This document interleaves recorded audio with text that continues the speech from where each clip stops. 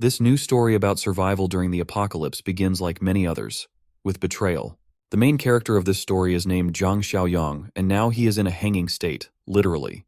He's hanging right above a cage full of bloodthirsty zombies, and his ex-girlfriend is laughing and mocking him, reminding that all his friends are dead. But he may not worry. Soon his meaningless life will also end and he can join his friends. Thinking back on what happened, Xiaoyang couldn't forgive himself for letting it all happen. It was all his fault. Or rather, it was his fault for trusting this evil woman who deserved a miserable death. That's who the real villain here is. But for her, all the threats of our hero were not scary at all. She found herself a boyfriend stronger and richer and now asked him to deal with this garbage.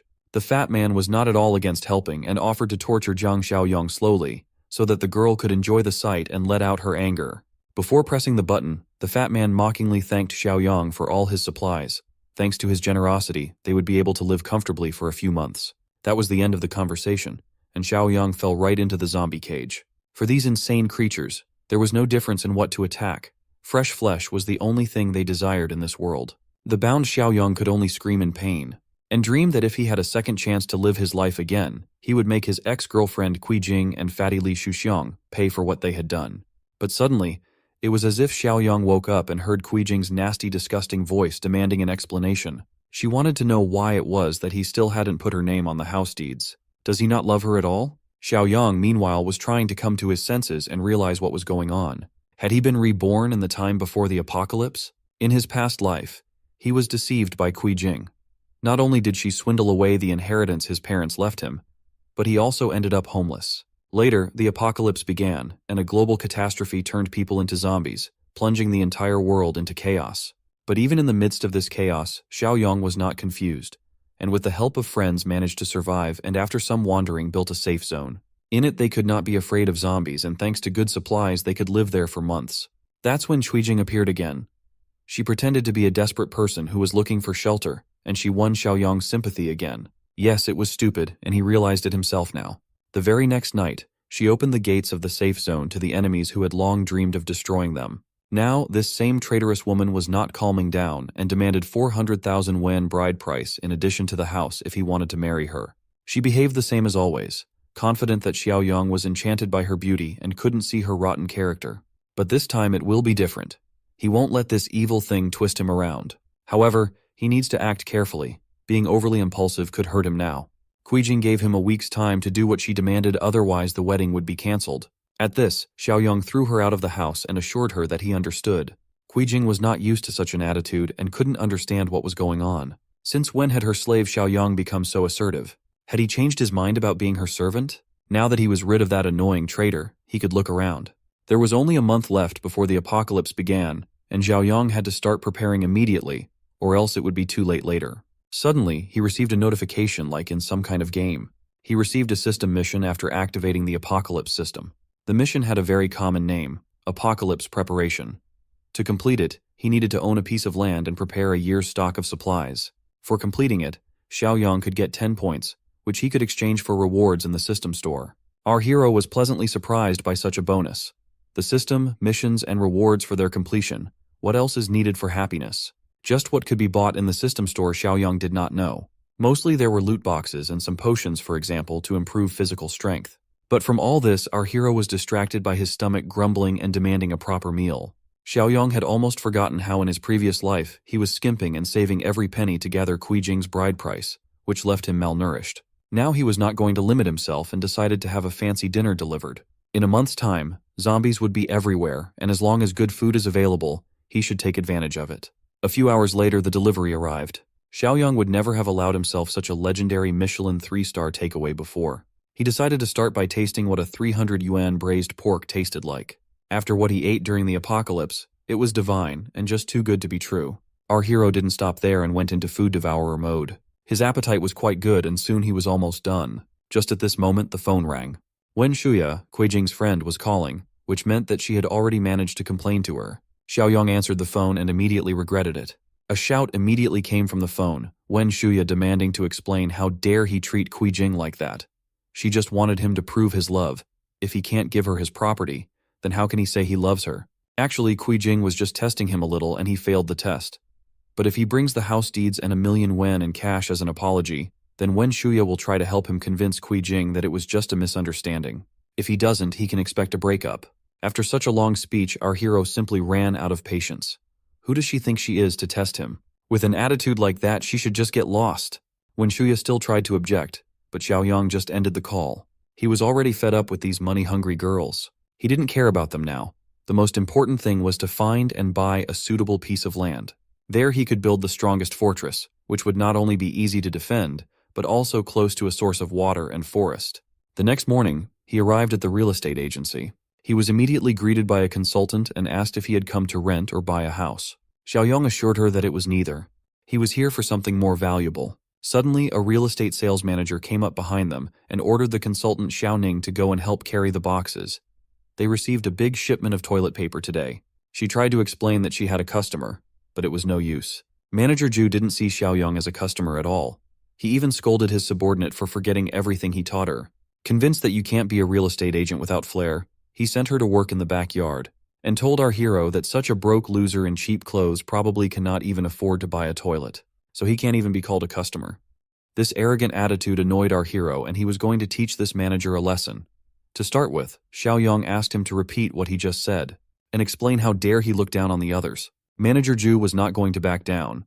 Confident in his power, he proudly declared that he was a man who looks down on dogs like our hero. If Xiaoyang could buy himself at least a toilet, he would eat shit on livestream. One look at Xiaoyang was enough to realize that the manager would soon regret about his words. Well, since the manager said so himself, Xiaoyang advised him to make sure he would find some fresh, steaming ones later. After all, our hero didn't come here today to rent or sell a house, but to buy land. All the customers around him were shocked. It was the first time they had seen someone rich enough to buy land.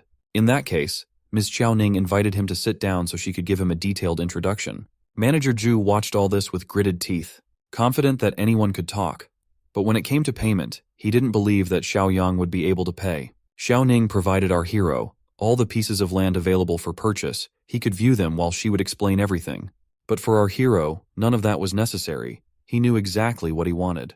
Xiaoyang was going to name his requirements and let her see if they had anything suitable. Xiaoyang wanted the land to be near mountains and water, preferably with running water. It would be ideal to have factories or large buildings on the land. To find something suitable, Xiaoning needed a little time. But then Manager Zhu came from behind again. He seemed to have a hobby of approaching from behind.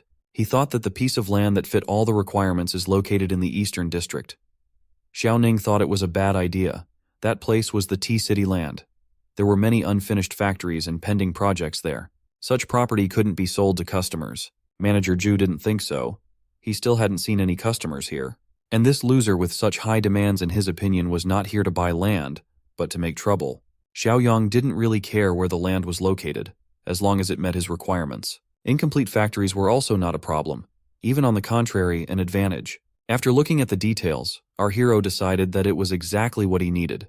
With the barbed wire, this place would be easy to defend, and unfinished factories would save a lot of money and time on construction. So he agreed to buy this land.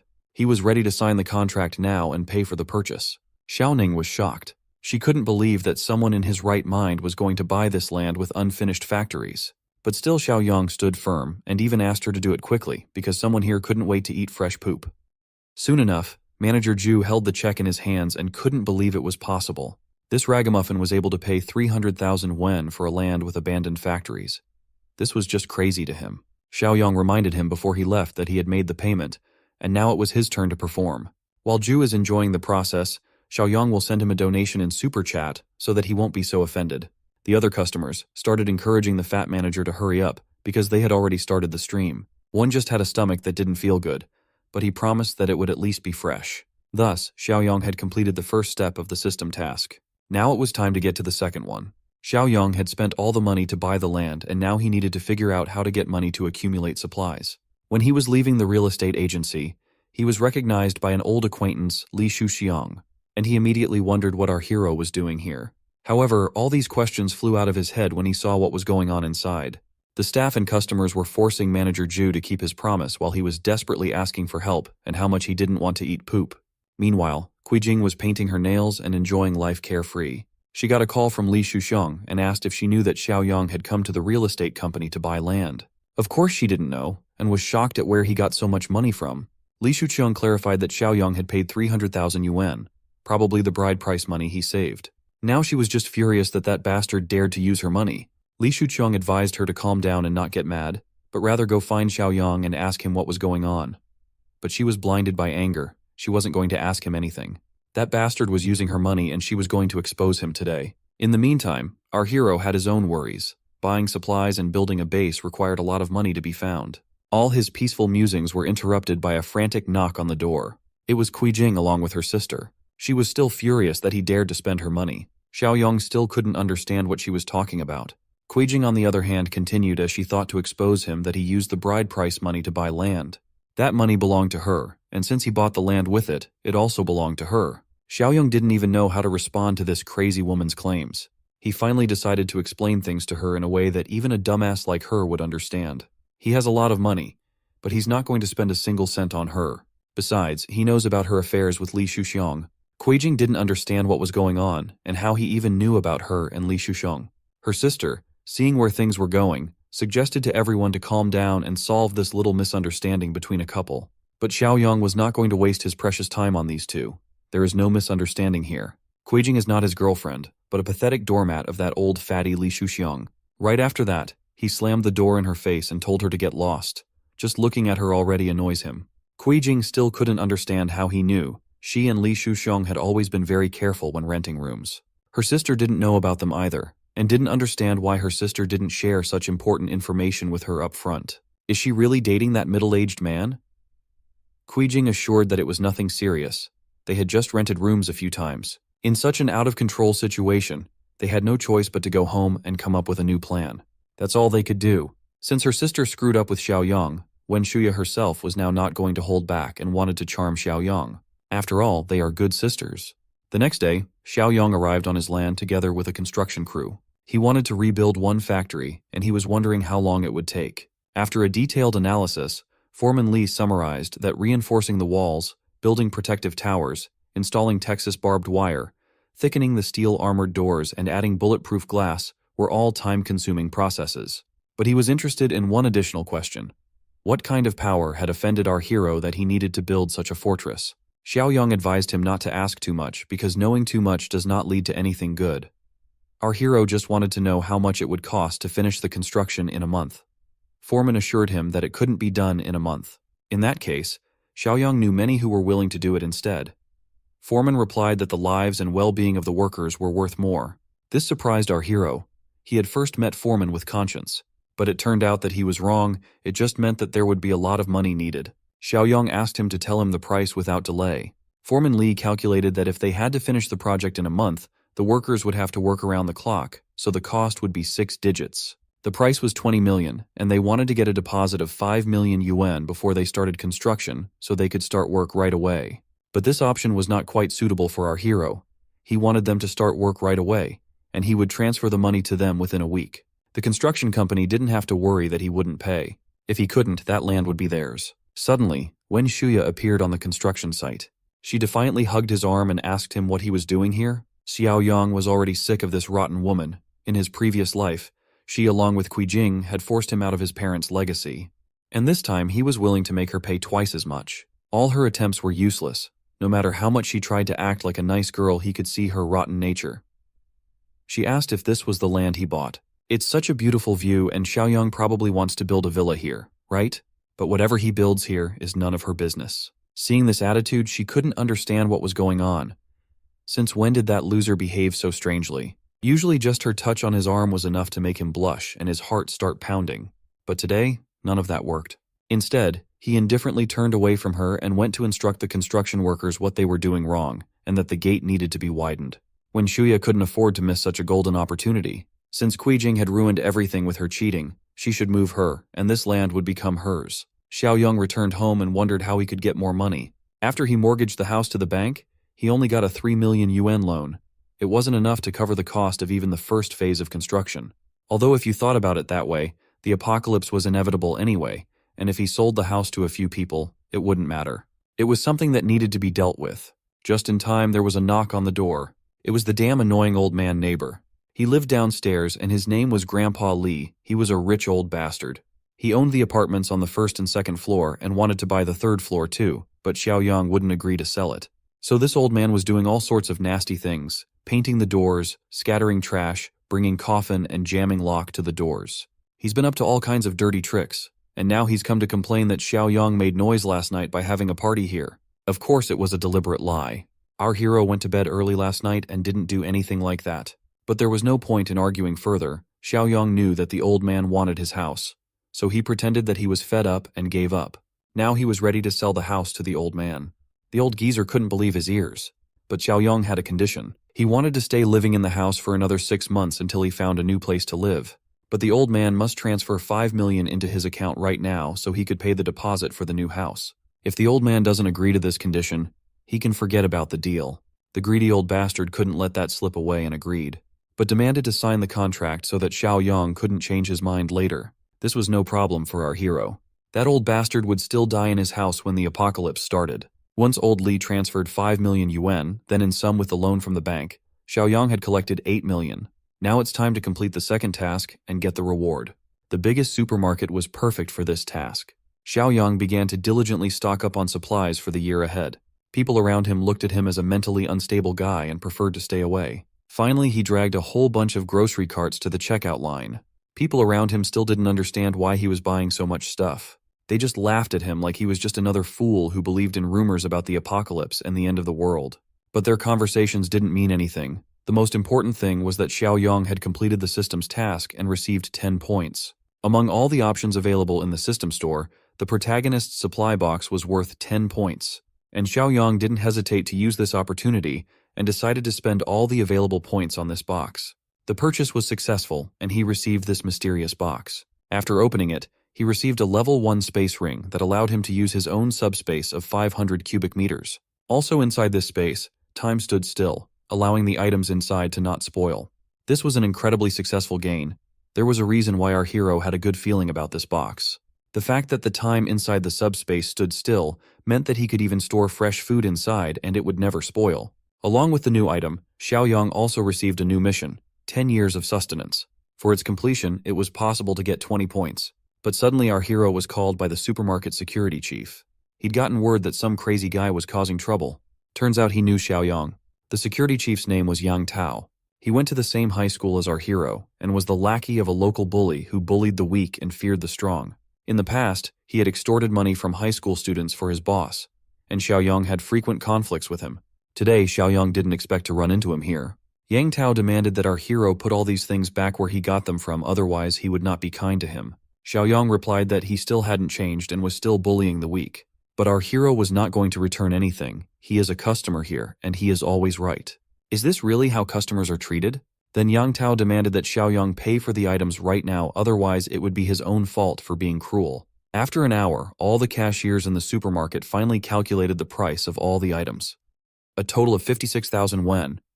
Yang Tao immediately demanded to pay, and our hero did not hesitate to use his credit card as a superhero weapon. The transaction was successful, and the security chief was shocked. He turned around and was about to leave, accepting his defeat, but Xiaoyang ordered him to wait. Yang Tao didn't realize what he was doing. But it was simple. Yang Tao had been rude, and now our hero wanted a public apology, or else he would return all those goods. The security chief thought that he had gone too far and was only looking for trouble. However, there were too many witnesses around. They saw everything and fully supported our hero. They recorded everything on video and threatened Yang Tao to make him famous all over the internet if he didn't apologize. Xiaoyang also promised that if the apology was sincere enough, he would buy the goods here 10 times more. If Yang Tao didn't believe him, then he could bring the POS machine and our hero would show him his balance. Yang Tao couldn't believe it when he saw 7 million in the account. Xiaoyang only demanded to apologize, and then he would continue buying. While the security chief struggled with his pride, this battle was short-lived and he lost. The pressure was too high and he gave up and apologized. Passing by, Xiaoyang advised him not to be so thoughtless in the future because you never know how the situation will turn out. Now Yang Tao put on a mask of benevolence and asked why our hero buys so many things. Of course, Xiaoyang replied it was none of his business. He was planning a big deal. In that case, Yang Tao knew what to offer. The items in this supermarket's warehouse were not enough. If Xiaoyang wanted to make a big deal, he should have found a wholesaler. And he just knew one since he worked at the supermarket. It was Zhang Shengzhe. He was currently in the wholesale business. He immediately called him and happily told him that he had found a big customer for him. Xiaoyang realized that some people never change, and since these two bullies still worked together, He could only wonder how much they were ripping off the supermarket. Soon they arrived at the wholesale warehouse together. An expensive car drove up to them rather carelessly. From the way Zhang Shengji drove arrogantly, our hero realized that he had probably never been scammed before, and it was time to fix that. It was a meeting of old friends, although the arrogant boss didn't recognize our hero right away, and Tao had to remind that they once went to middle and high school together. Even so, Shengji had a hard time remembering who Xiaoyong was at first. But after thinking for a while, he finally remembered. It was exactly that guy with a bit of a backbone. Shengji took one look at his former classmate. He didn't like the cheap non-designer clothes at all. He despised people who pretended to be rich when they weren't. Shengji had already made a conclusion about our hero based on his clothes. He immediately turned to Tao to teach this idiot a lesson for bringing him such a useless big client and wasting his time.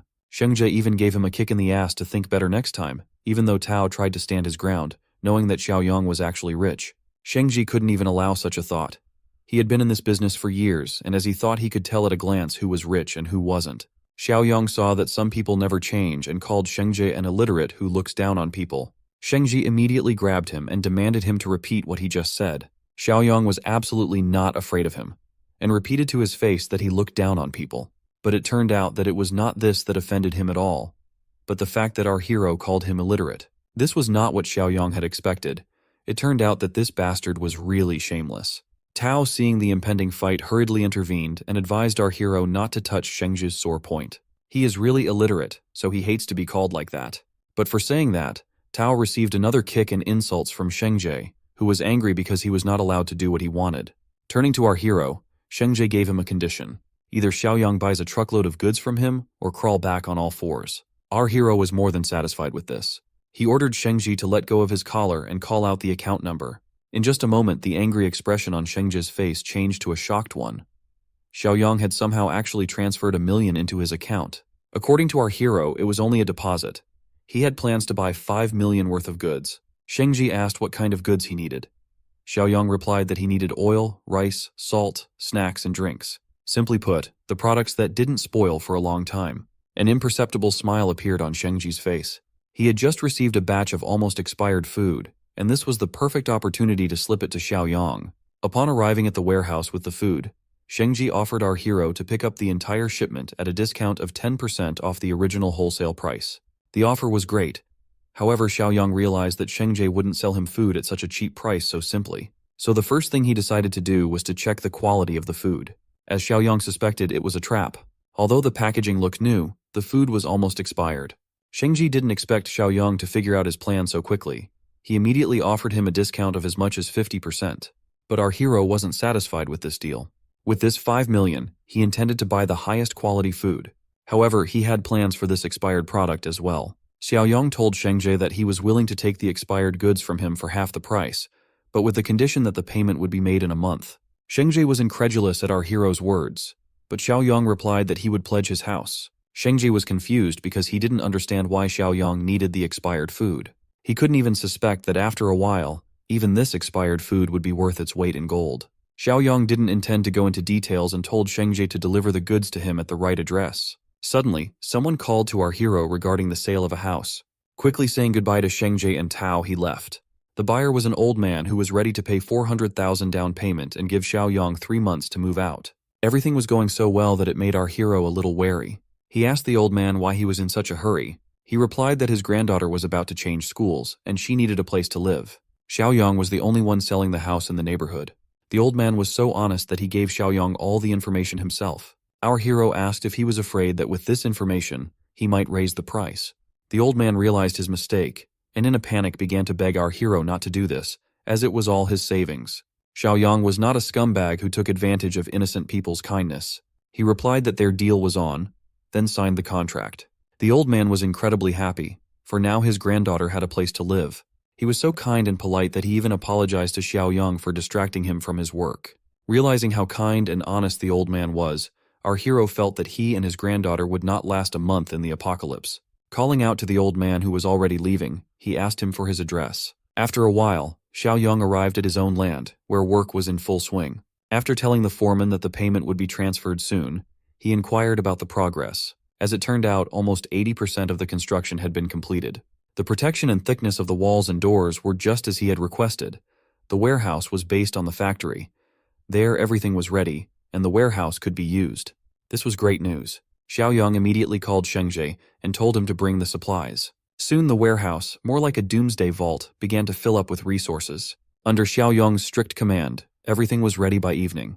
As soon as the workers left, our hero could finally evaluate the work done. Everything had gone according to his plan, and now he could exhale. At the same time, the system sent a notification that he had successfully completed the task, for which he received 20 system points. When Xiaoyang opened the system store, he saw that there was a new box with awakened abilities in it. This meant that he could obtain supernatural abilities before the apocalypse began. Xiaoyang bought one box without a second thought.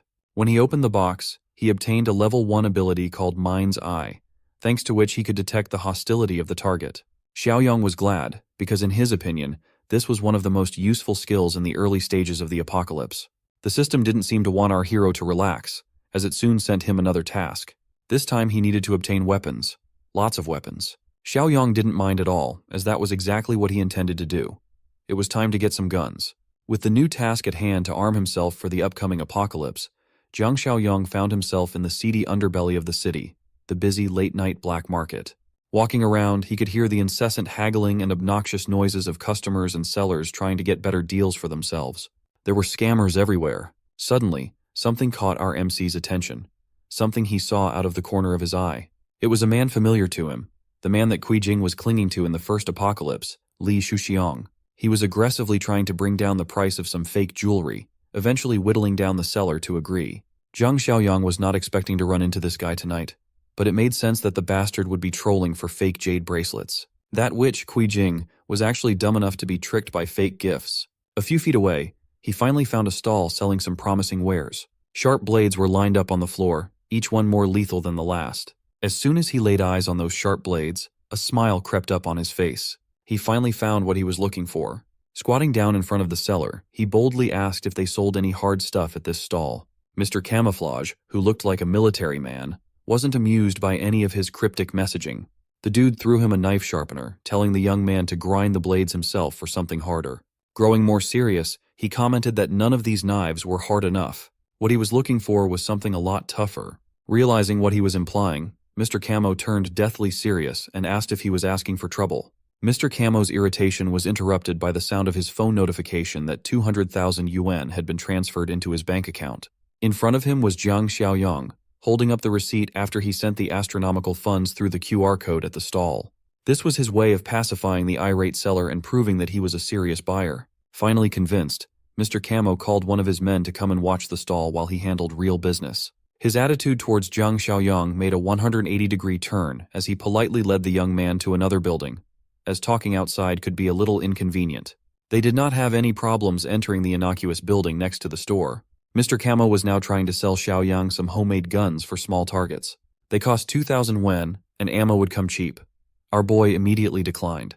That stoked Mr. Camo's competitive spirit a little bit. So, he busted out some replica revolvers modeled after active-duty handguns.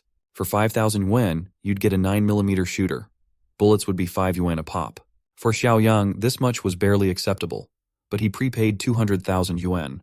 This junk did not stoke his interest at all. Confused by the mention of prepayment, Mr. Camo asked what he meant by it. Jiang Xiaoyang proclaimed that the initial transfer from earlier was just a 10% prepayment for his order of 2 million yuan worth of weaponry. Mr. Camo was getting a little worried regarding this mysterious buyer's affiliation. Xiaoyang made up some BS about how his subordinates usually handle this type of sleazy buys, but he's here now and doesn't appreciate unwelcomed questions regarding his identity. Sensing that the young man must mean some serious business, Mr. Camo respectfully urged him to wait just a moment while frantically running to a different room. He hurriedly turned the lock on the entrance. Just to be safe, Mr. Camo also gave the surrounding area a quick look around through the window. He turned to Jiang Xiaoyang and claimed that he came to the right person. Walking closer, he whispered that he'd handle this matter. All he needed was an address, and they'd proceed with the transaction at midnight the day after tomorrow. He'd only accept cash. By the time Jiang Xiaoyang exited the innocuous place, Mr. Camo was practically treating him like a VIP. Xiaoyang was just unlucky enough to get back to the night market street right when the familiar bastard from earlier was walking around. Li Shuxiang commented on this unexpected meeting in a black market, no less. Now it makes sense why the young man has been spending so much lately. There's also the matter of Kui Jing. He reckoned that the kid must have seen too much financial advice lately, and now he's trying to lie flat, sell everything, and live in comfort. Unbothered by all the nonsensical words of a fat bastard, Zhang Xiaoyong thought it would be more practical to just try out his newly acquired ability. Opening his mind's eye, an imperceptible aura lit up his gaze. He could see a happy face indicator on top of Mr. Camo's head and an angry one on Li Shuxiong's. This was a very useful ability, as he had expected. To experiment more, he talked trash about the fat bastard buying fake and secondhand goods to trick Kui Jing. That girl was also his secondhand trash, so it made sense that she was only worth so much. Hearing that made the fat bastard's indicator even angrier as he cursed out the young man after hitting a nerve. Seeing the developing conflict, Mr. Camo stepped in and asked his new big fish client if the fuming fat bastard was bothering Xiaoyang. He labeled Li Shuxiong as an enemy. Taking the hint, Mr. Camo assured his new big bro that he and his staff would teach the fat bastard a lesson. Xiaoyang was cool with that, but he reminded them not to go too far as he had other plans for Li Shuxiong in the future. Seeing a group of well-built thugs coming after his fat ass, the wannabe gangster started freaking out, stumbling over his words and losing his arrogance. Mr. Camo did not waste any more words on the piece of trash and pulled out a baton. The boys made quick work of the fat bastard, leaving him beaten and bruised in the middle of the dark road. There were shoe prints all over his face and his white suit from all the kicking he endured. This event only strengthened his distaste for Zhang Xiaoyong. 2 days later, the rendezvous was set at the warehouse, and it seemed like both parties were on time for the agreement. In front of Xiaoyang was a truckload of suspicious crates. This was precisely what he wanted.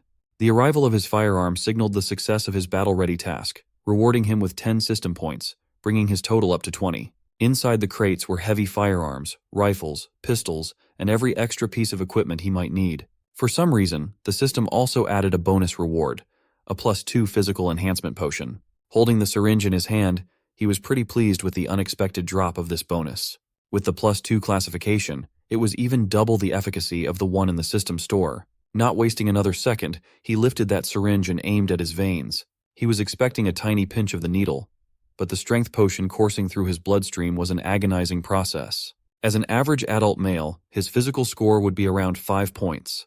With an increase of +2, that's practically a 40% boost in his overall power.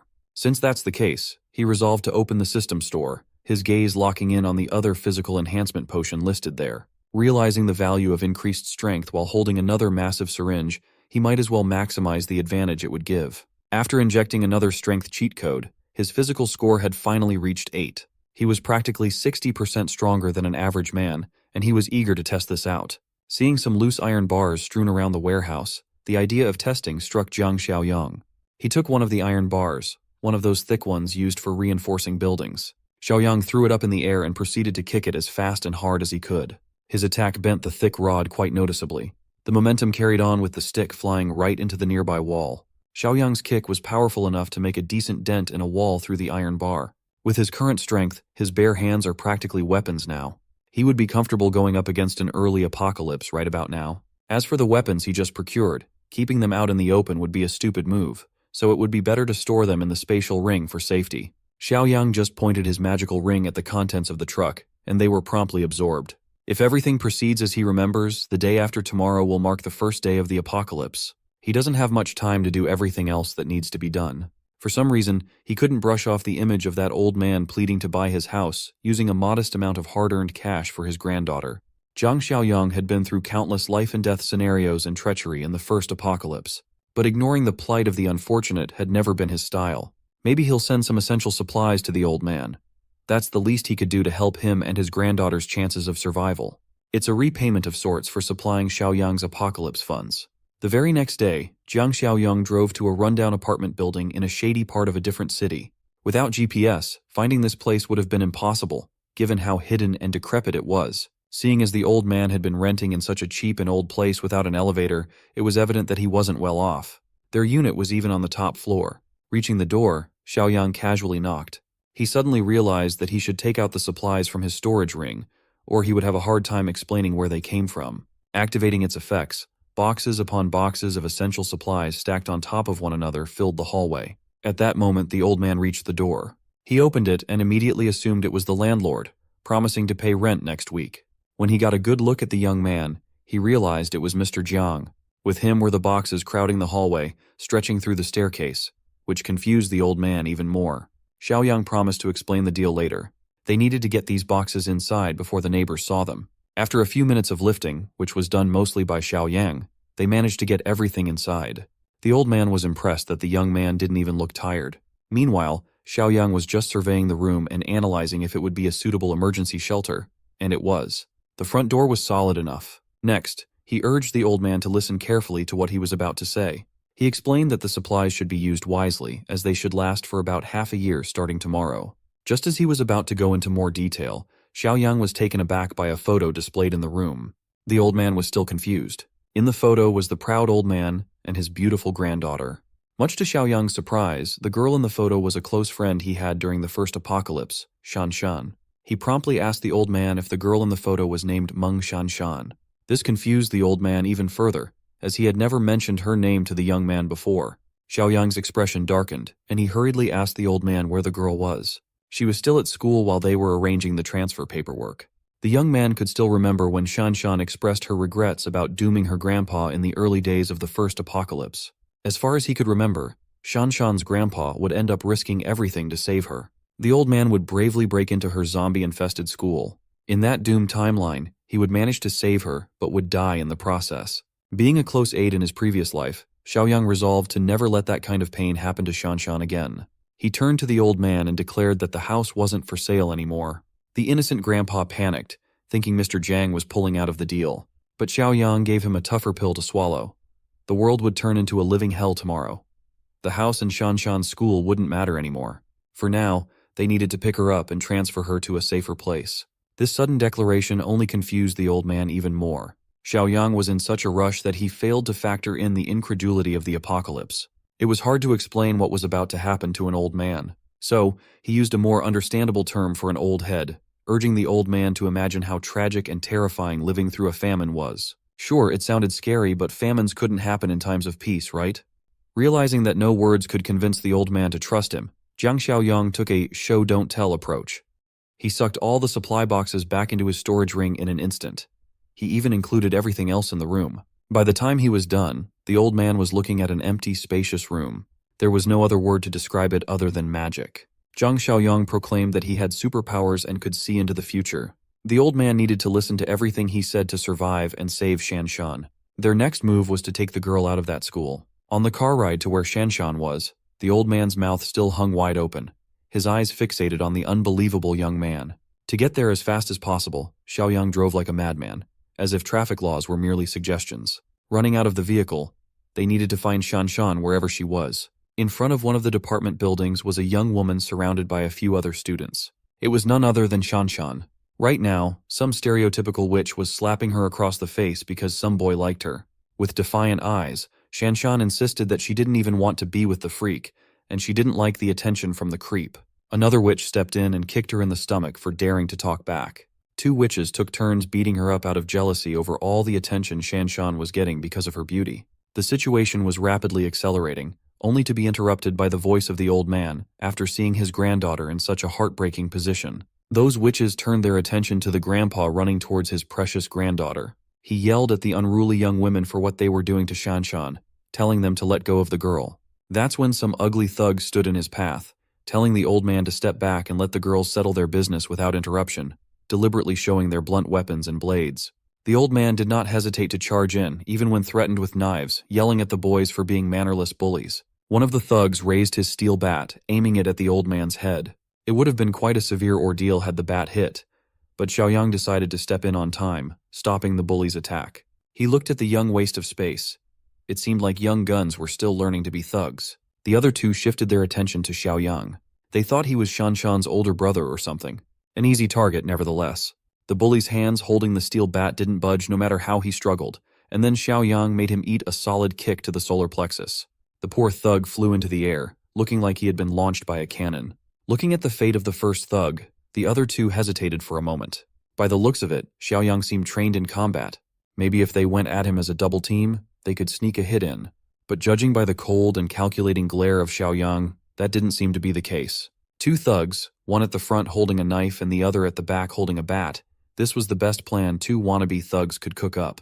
The first one to make a move was the one from the flank, doing a full bat swing. Sensing the incoming attack, Xiaoyang was easily dodged by swift ducking.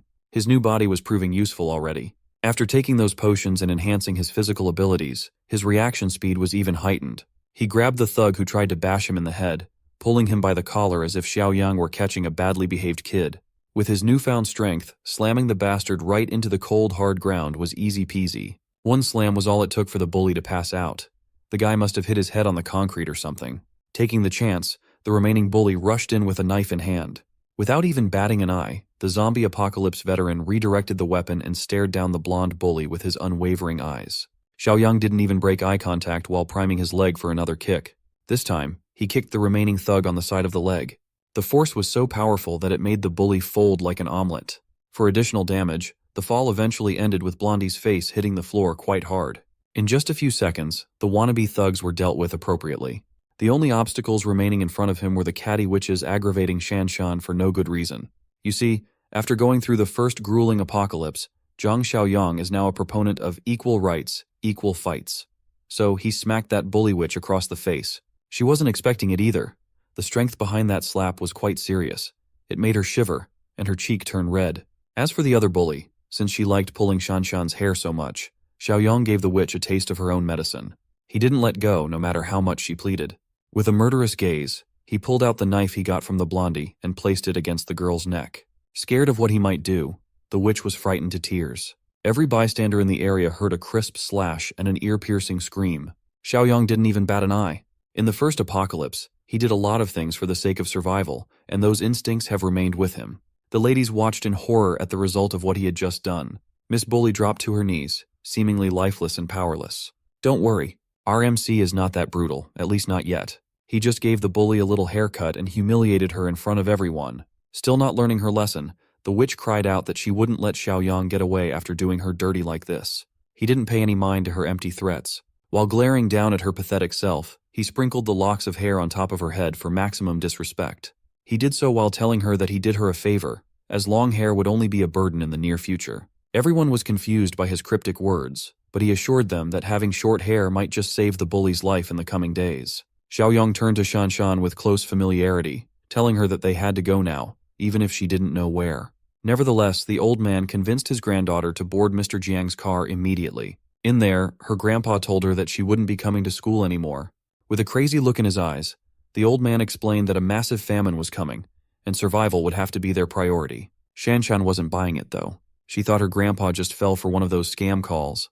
Xiaoyang watched the two bicker as the young woman worried that her grandpa had just gotten conned for some cash. The young man was just glad to see Shanshan safe, promising to keep her safe in this new life. Seeing as grandpa's words had no effect, he butted in and confessed that the information about this alleged famine came from him. Come to think of it, she didn't even know who this guy was, driving them to God knows where. Zhang Xiaoyang properly introduced himself, letting Shanshan call him Brother Xiaoyang. She thanked him for standing up to the bastards at school, and he assured her that those guys wouldn't have many days left alive. Now, she was curious if there really was a famine coming so suddenly. He finally fessed up that he just made up the famine story to make it easier for the old man to understand. A famine in modern peaceful times would be borderline impossible. So, he cleared up that what's really coming in the next few days is the apocalypse, the end of modern civilization as they know it. Hearing that would make anyone feel crazy. It's a natural reaction to such a declaration. Looking at the clock, Xiaoyang reckoned that it should be about time to check the news and internet to see the initial signs of the end of times. Pulling her phone out and checking the news, a video of a man reciting some pretty ominous end-of-day stuff appeared front and center. It was a man being detained by authorities in a crowded train station. Some people said it was rabies, and the guy was biting other people. But the man seemed lucid enough to recite some grim stuff about a smog with a strange smell. In the video, the detainee resisted being held down hard enough to break free and bite more people like a dog. It was pretty much chaos from then on. As Xiaoyang stated and expected, the initial signs of the apocalypse were already in full swing. Tomorrow will mark the official first day of the apocalypse. A toxic smog will start to blanket several provinces, including Province B. All kinds of living beings will be affected by this unknown smog. It will come to a point where a significant portion of the population will mutate into mindless zombies roaming the streets, looking for their next prey. As for the other portion that survives the smog, they won't be spared by the cruelty of those zombies hungry for flesh. After dying an agonizing death, the victim will become one of them. Shanshan is part of the new generation, so she should have a general idea of what zombies are like. She does have some ideas based on films and pop culture in general, but it's hard to believe it is happening for real.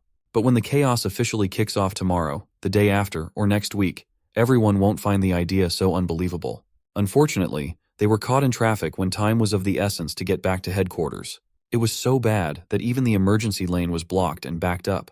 The old man was starting to freak out as Mr. Jiang just mentioned zombies, and now they're in a stationary position. But Xiaoyang assured him that they should be safe for now. But even if the zombies won't be able to take over everything for a few days, the possibility of a small outbreak nearby would not be impossible. While every car was bumper to bumper, a luxury car sped through the emergency lane, passing everyone. When the traffic moved a little bit, the luxury car took the opportunity to cut Xiaoyang. The bastard was driving so fast and recklessly that Xiaoyang nearly rammed into him had he not braked. He was pissed, and rightfully so. That guy had no concept of turn signals and just cut into the emergency lane like an idiot, endangering everyone. Feeling confrontational, the young man refused to swallow the disrespect he was handed. He didn't let the bastard enter his lane, blocking it off. Even after he deliberately showed that he wasn't letting the bastard in, the luxury car wasn't giving up. Everyone's stuck in the same traffic jam, and reckless drivers don't get a pass. The luxury car pulled up next to Xiaoyang's window and spouted some vile curses, looking like he was the one aggravated in this situation. The old man advised that they should just avoid trouble for now, as the reckless driver seemed wealthy and powerful. Xiaoyang didn't mind that, though. If the bastard tried to step out and cause trouble, he wouldn't hesitate to paint the road with the rich man's blood. They were stuck in that traffic jam for almost an hour, but it fortunately cleared up. Looking at their rear, it seemed like the headaches had not stopped yet, as the luxury car from before was trying to cut in once again. It was deliberately chasing after them. Xiaoyang was really starting to get pissed off now. The rich brat just wouldn't let it go. Whoever that bastard was, he's surely an unhinged person who willingly put his life and vehicle on the line just to be obnoxious on the road. He was tailgating and deliberately taunting them. It's your textbook road rage enjoyer. The old man urged Mr. Jiang to just let it go and not engage any further. Well, the Jiang Xiaoyang of the past might have let this bastard slide, but the apocalypse is due tomorrow. There would be no need to tolerate scumbags like that rich brat anymore. So Xiaoyang played with the road rager for a little bit. He bet on the guy bitching out at the last second, and he came out on top. The rich brat nearly crashed on the hill nearby, and he had the gall to attribute it to the little punk from the traffic. The suited-up bastard immediately dialed traffic police to ask for surveillance footage. He wanted to track down Xiaoyang to show that the people at the top were not to be messed with. By the time the three reached the headquarters, it was already well into the night. As soon as they stepped out of the car, the old man looked at the compound with his mouth wide open in surprise at its scale. Shanshan commented that the whole place seemed a little too much. Xiaoyang told the two to get some rest starting tomorrow, and everything they believed would be turned upside down as the world entered hardcore mode. That's what he said. But he looked pretty chill and comfortable in front of his viewing deck with a coffee in hand first thing in the morning. Shanshan had just woken up and found Xiaoyang nearby. It had been so long since she had a great sleep, and not having morning classes was a liberating feeling. Since she was already up, this would be an excellent time to take her on a tour around the fortress. They fetched Grandpa, and Xiaoyang gave them a tour around the facilities, where all walls were made of some serious reinforced concrete. Each gate wouldn't cave without the use of heavy weaponry, as they were remote-controlled and made of 3-centimeter-thick solid steel. Whether it was people or zombies, keeping anything out would be a cinch. He also reminded them that no one other than the three of them would be allowed inside the fortress without Xiaoyang's permission. Shanshan interpreted that as leaving other survivors who managed to reach this place to die outside with the undead. Xiaoyang did not answer outrightly. He just invited them to come to the next spot. He carefully explained that with the apocalypse underway, human nature would become even more unpredictable than it already was. The evil inside people's hearts would be magnified without laws. Having a big heart and compassion would only get them killed down the line. So he led the two to view a spot that he had constructed. It looked like a fenced apartment complex with multiple shipping containers strewn around. He instructed that in the event he wasn't around and survivors came seeking help, they could be housed in this buffer zone as temporary shelter. Without his explicit permission, the ban on other people from the main fortress still stood.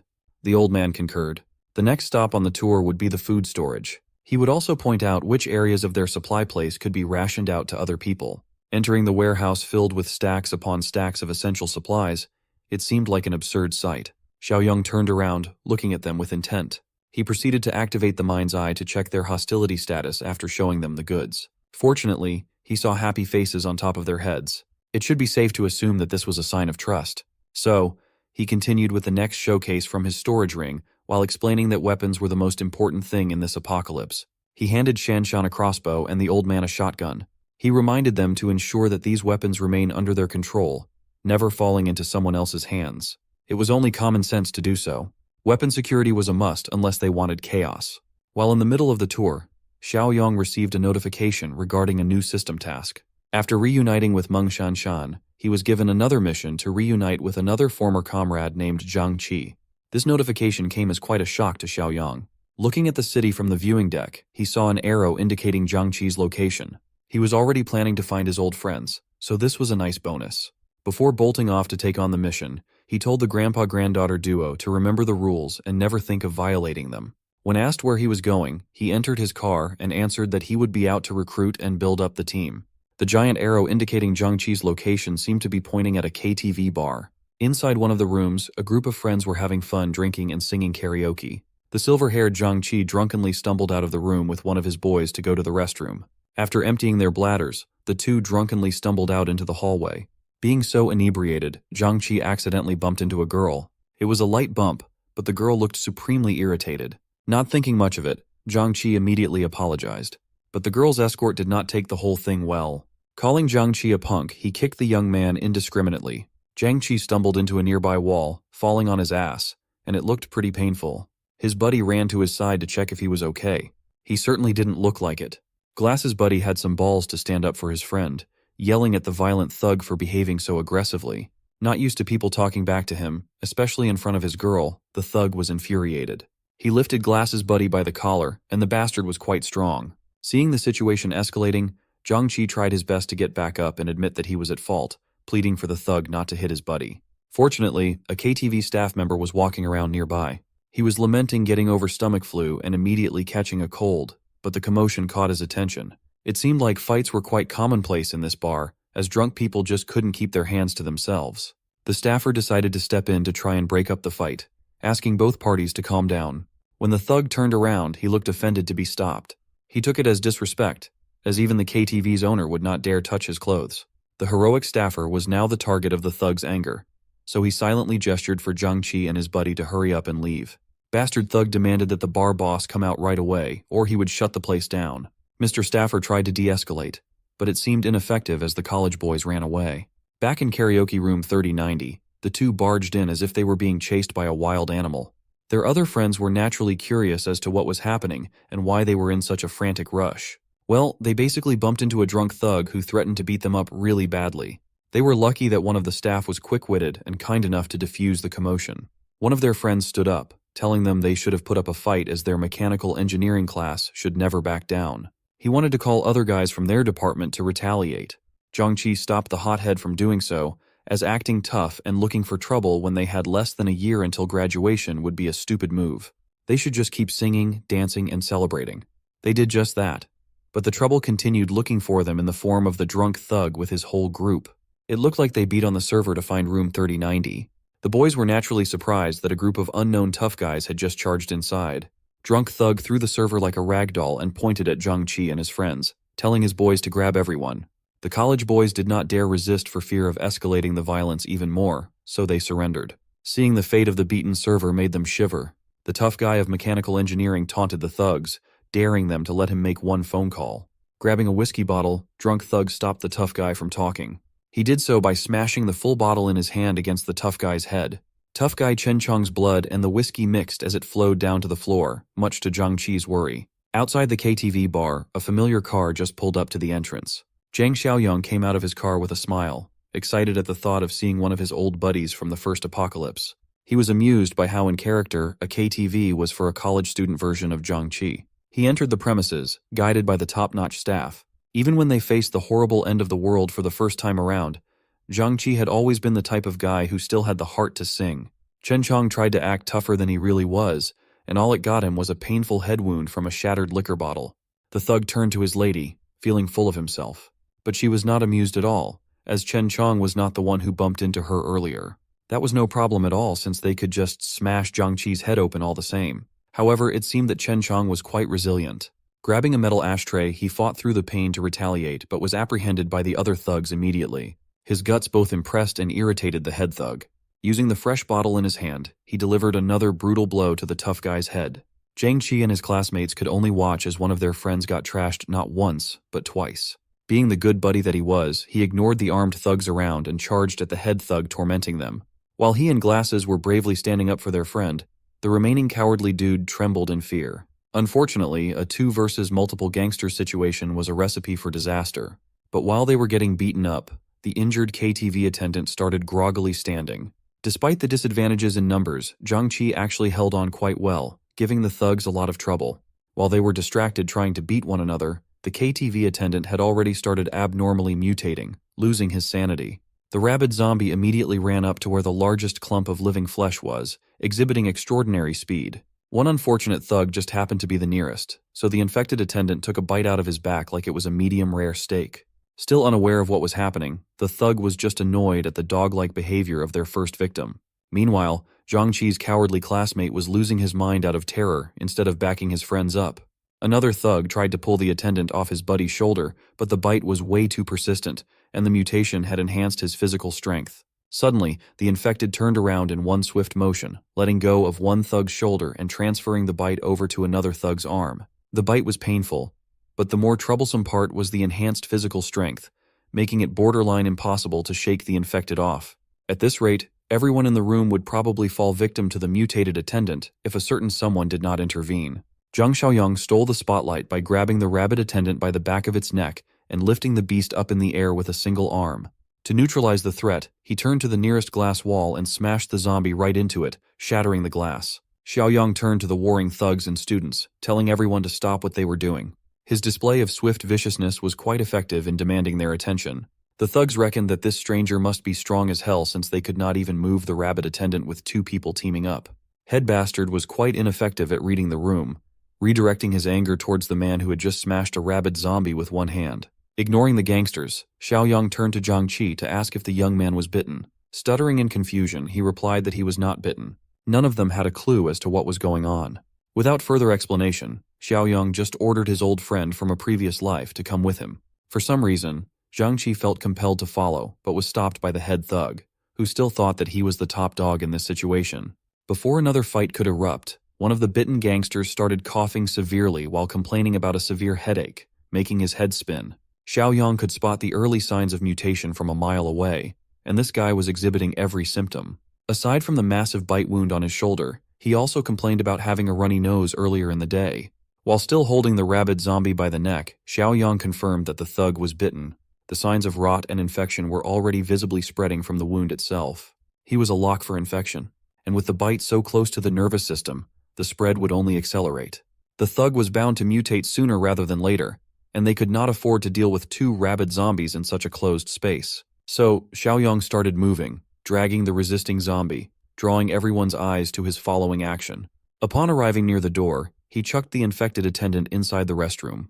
He immediately pulled the sliding door closed, effectively trapping the infected inside.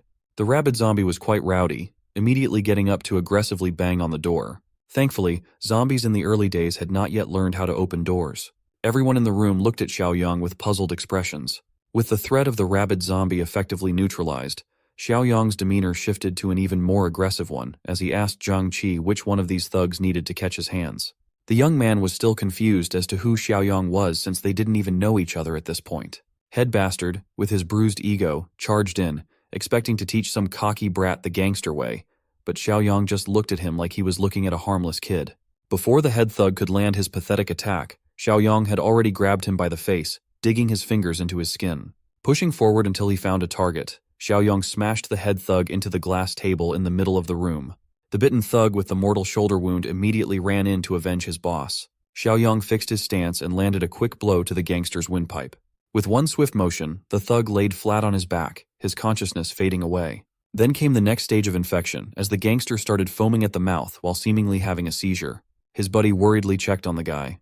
One punch should not be enough to put anyone into this bizarre state. Nevertheless, it was an effective show of strength. If anyone else wanted a one-piece combo to go night-night, Xiaoyang would gladly take volunteers. While adjusting his fists for a beatdown, Xiaoyang advised Zhang Qi to take his friends and wait outside the KTV room.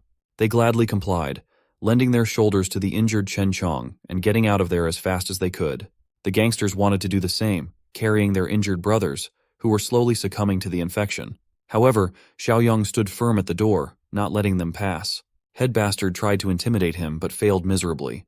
They must have gotten so drunk that they acted like gods and nearly got his brother Zhang Qi killed. Not wasting any more breath on these lowlifes, Xiaoyang easily pushed the head thug down, infuriating the egomaniac gangster. Afterward, Xiaoyang immediately left, slamming the door in their faces to let nature take its course. Head Bastard began crazily banging on the door, calling Xiaoyang all kinds of names while threatening to skin him alive. Unbeknownst to him, one of his men had already succumbed to the infection. The zombie bite near his nervous system had hastened the process. Upon opening his eyes, they had already turned bloodshot and crimson, with no signs of sanity or control left.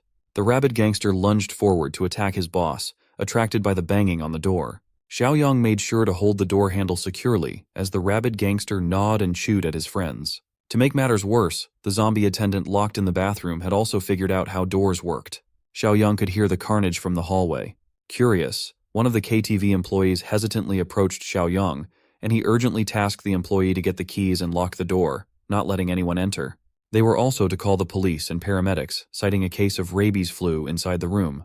Hearing the seriousness in the young man's voice and the mention of rabies flu alarmed the employee. He was in a daze, so Xiaoyang had to yell at him a second time to act fast, as they didn't have time to dilly-dally.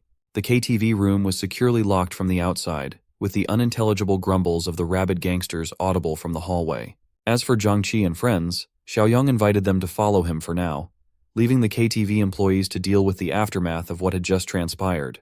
The employee who locked the door couldn't help but be creeped out by the inhuman noises coming from inside. One of his colleagues curiously approached, asking what the chaos was about.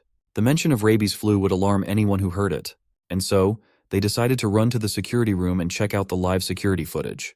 As soon as they arrived at the security room, the live feed showed the stuff nightmares are made of. It was a gore fest of rabid monstrosities feasting on their dead friends. The insanity in their eyes was terrifying as they gnawed on flesh and blood. Even the girl was not spared, her face bitten and eaten. This footage certainly lit a fire under the security team to call the cops. Meanwhile, Xiaoyang warned the college friends that the area was not safe anymore and that they must leave as soon as possible. Not sure what to do, they willingly entered Xiaoyang's car, and they went on their way to the off-grid base camp. Zhangqi thanked Xiaoyang for helping them against those thugs. But they still hadn't been properly introduced, so he was a little apprehensive. Zhang Xiaoyang formally introduced himself and lied about the fact that he had been hired by an anonymous employer to protect Zhangqi. The coward of the group curiously asked if the rabies flu was confirmed, as he had seen people debunk the hoax on the internet not too long ago. Xiaoyang simply cited what they had seen back in the KTV room. There was no other logical explanation for it. Glasses fearfully asked if there was any medicine or vaccine against this rabies flu they were talking about. Xiaoyang stared at the boys from the rearview mirror while driving and gave it to them straight.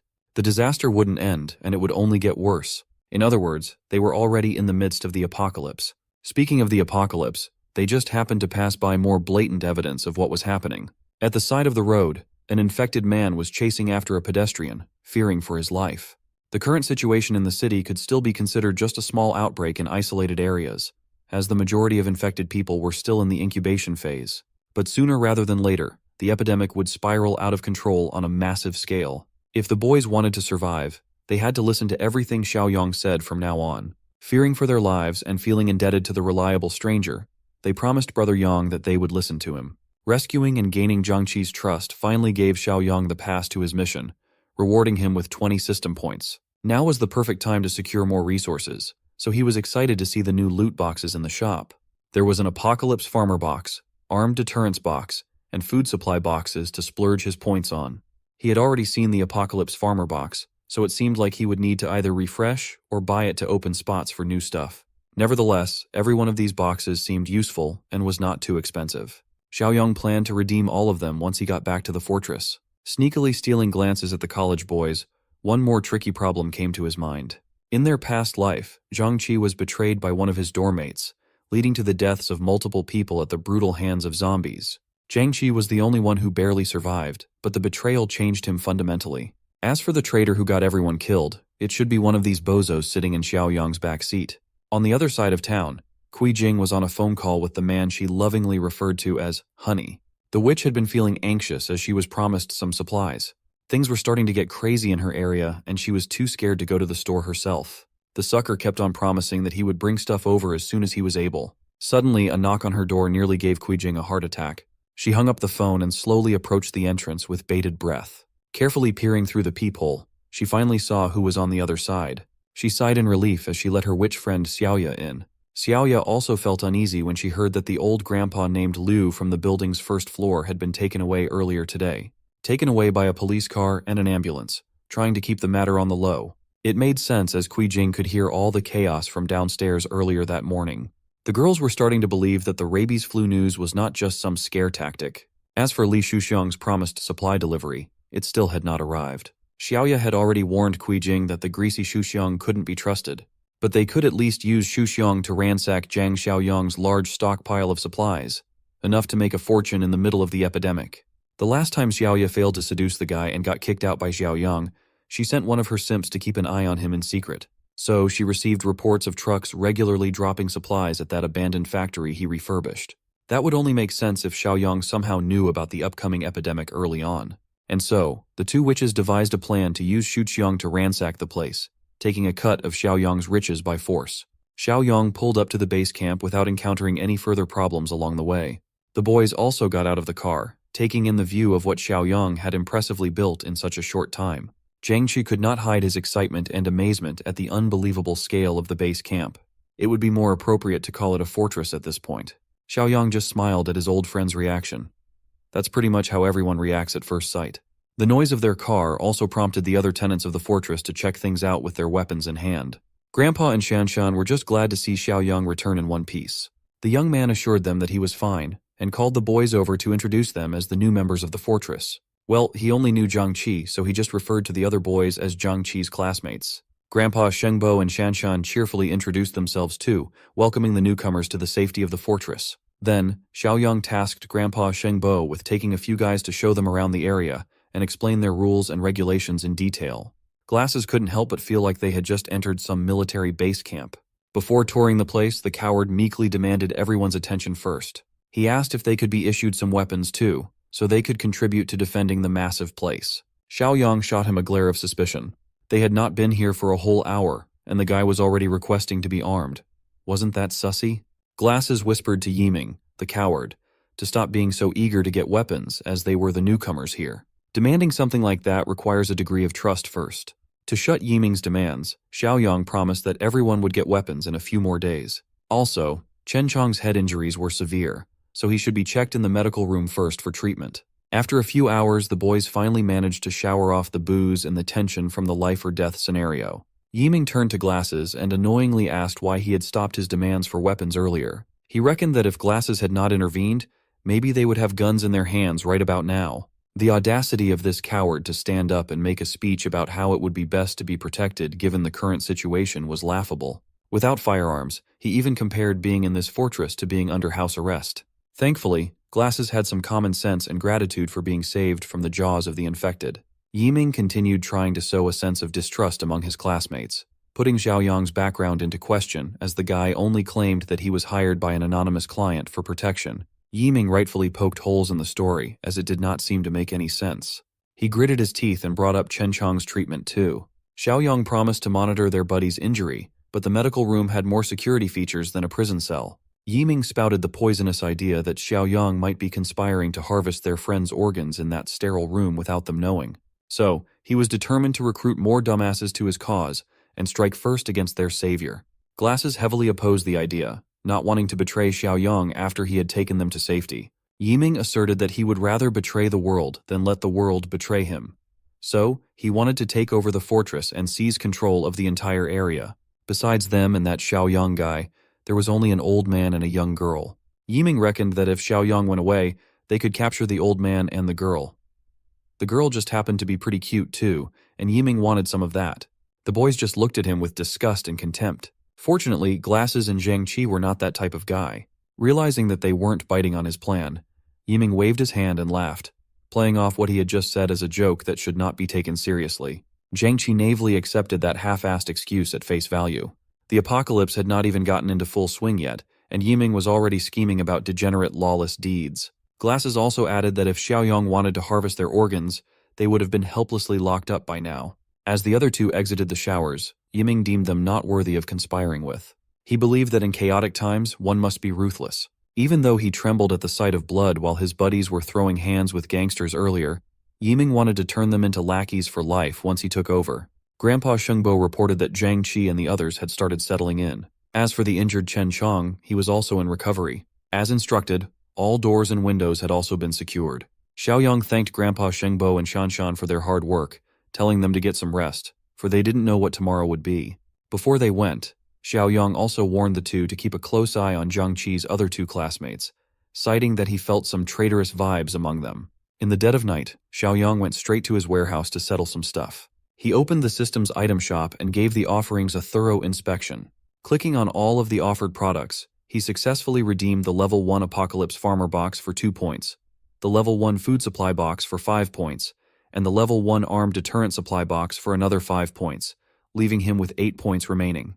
The Apocalypse Farmer box contained 50 corn seeds. The Food Supply box awarded him with 200 kilograms of starch sausage, 100 kilograms of pre-cooked braised pork with preserved vegetables, and 50 boxes of pickled cabbage noodles. As for the Armed Deterrent box, it contained a whopping 2,500 rounds of 9mm ammunition. He dumped the rewards from the boxes in one pile. Seeing the sheer size of the pile was quite impressive in and of itself. It was not as good as spending money freely now in the coming resource-scarce apocalypse, but supplies are supplies. They're invaluable. The next day came, and the morning started with multiple vehicles pulling up to the gate of the fortress. They confirmed that they had the correct address and started setting up their plan.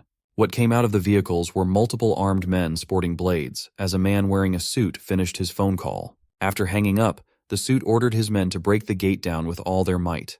The stupid army started bashing the steel gates with their bats and tried to kick them down with their feet. After a few minutes of trying to no avail, they complained that the door was too thick, and they would not be able to break it down with the equipment they brought. Mr. Suit felt infuriated. He came here expecting to burst through the door of a normal house, only to get stopped at the entrance. So he ordered his men to bring out the big guns, and they hurriedly carried off wooden crates filled with their secret weapons. Instead of explosives or high-caliber guns, the contents of the crates were actually multiple wine bottles. The stupid army fashioned them into handy Molotov cocktails and started chucking them over the gates. The rain of fire just landed in the yard, not even reaching the apartment complex on the other side. Still, the Molotov cocktails caused quite a stir as they burned high and bright first thing in the morning. After blindly tossing the fiery wine bottles all over the place, some had finally managed to hit the roof of the outer apartment complex. Shanshan, Zhang Qi, and the others finally noticed what was happening and came out with fire extinguishers and buckets of water in hand. Xiaoyang had already warned them about something like this. The disaster had not fully hit yet, and extreme situations were already unfolding. While the youngsters dealt with the fire, Xiaoyang and Grandpa Shengbo emerged from the warehouse with an assault rifle and a shotgun, respectively. They went straight to the watchtower to get a visual of the villains causing chaos and looking for trouble outside the gate. Upon arriving at the top, Grandpa Shengbo commented that the guy in the suit and the car at the forefront seemed awfully familiar. If he remembered correctly, it was the guy who had a road rage incident with them on the highway a few days ago. One of the thugs finally noticed someone standing on the watchtower from afar. He immediately notified his boss that the one they were looking for had finally shown his face.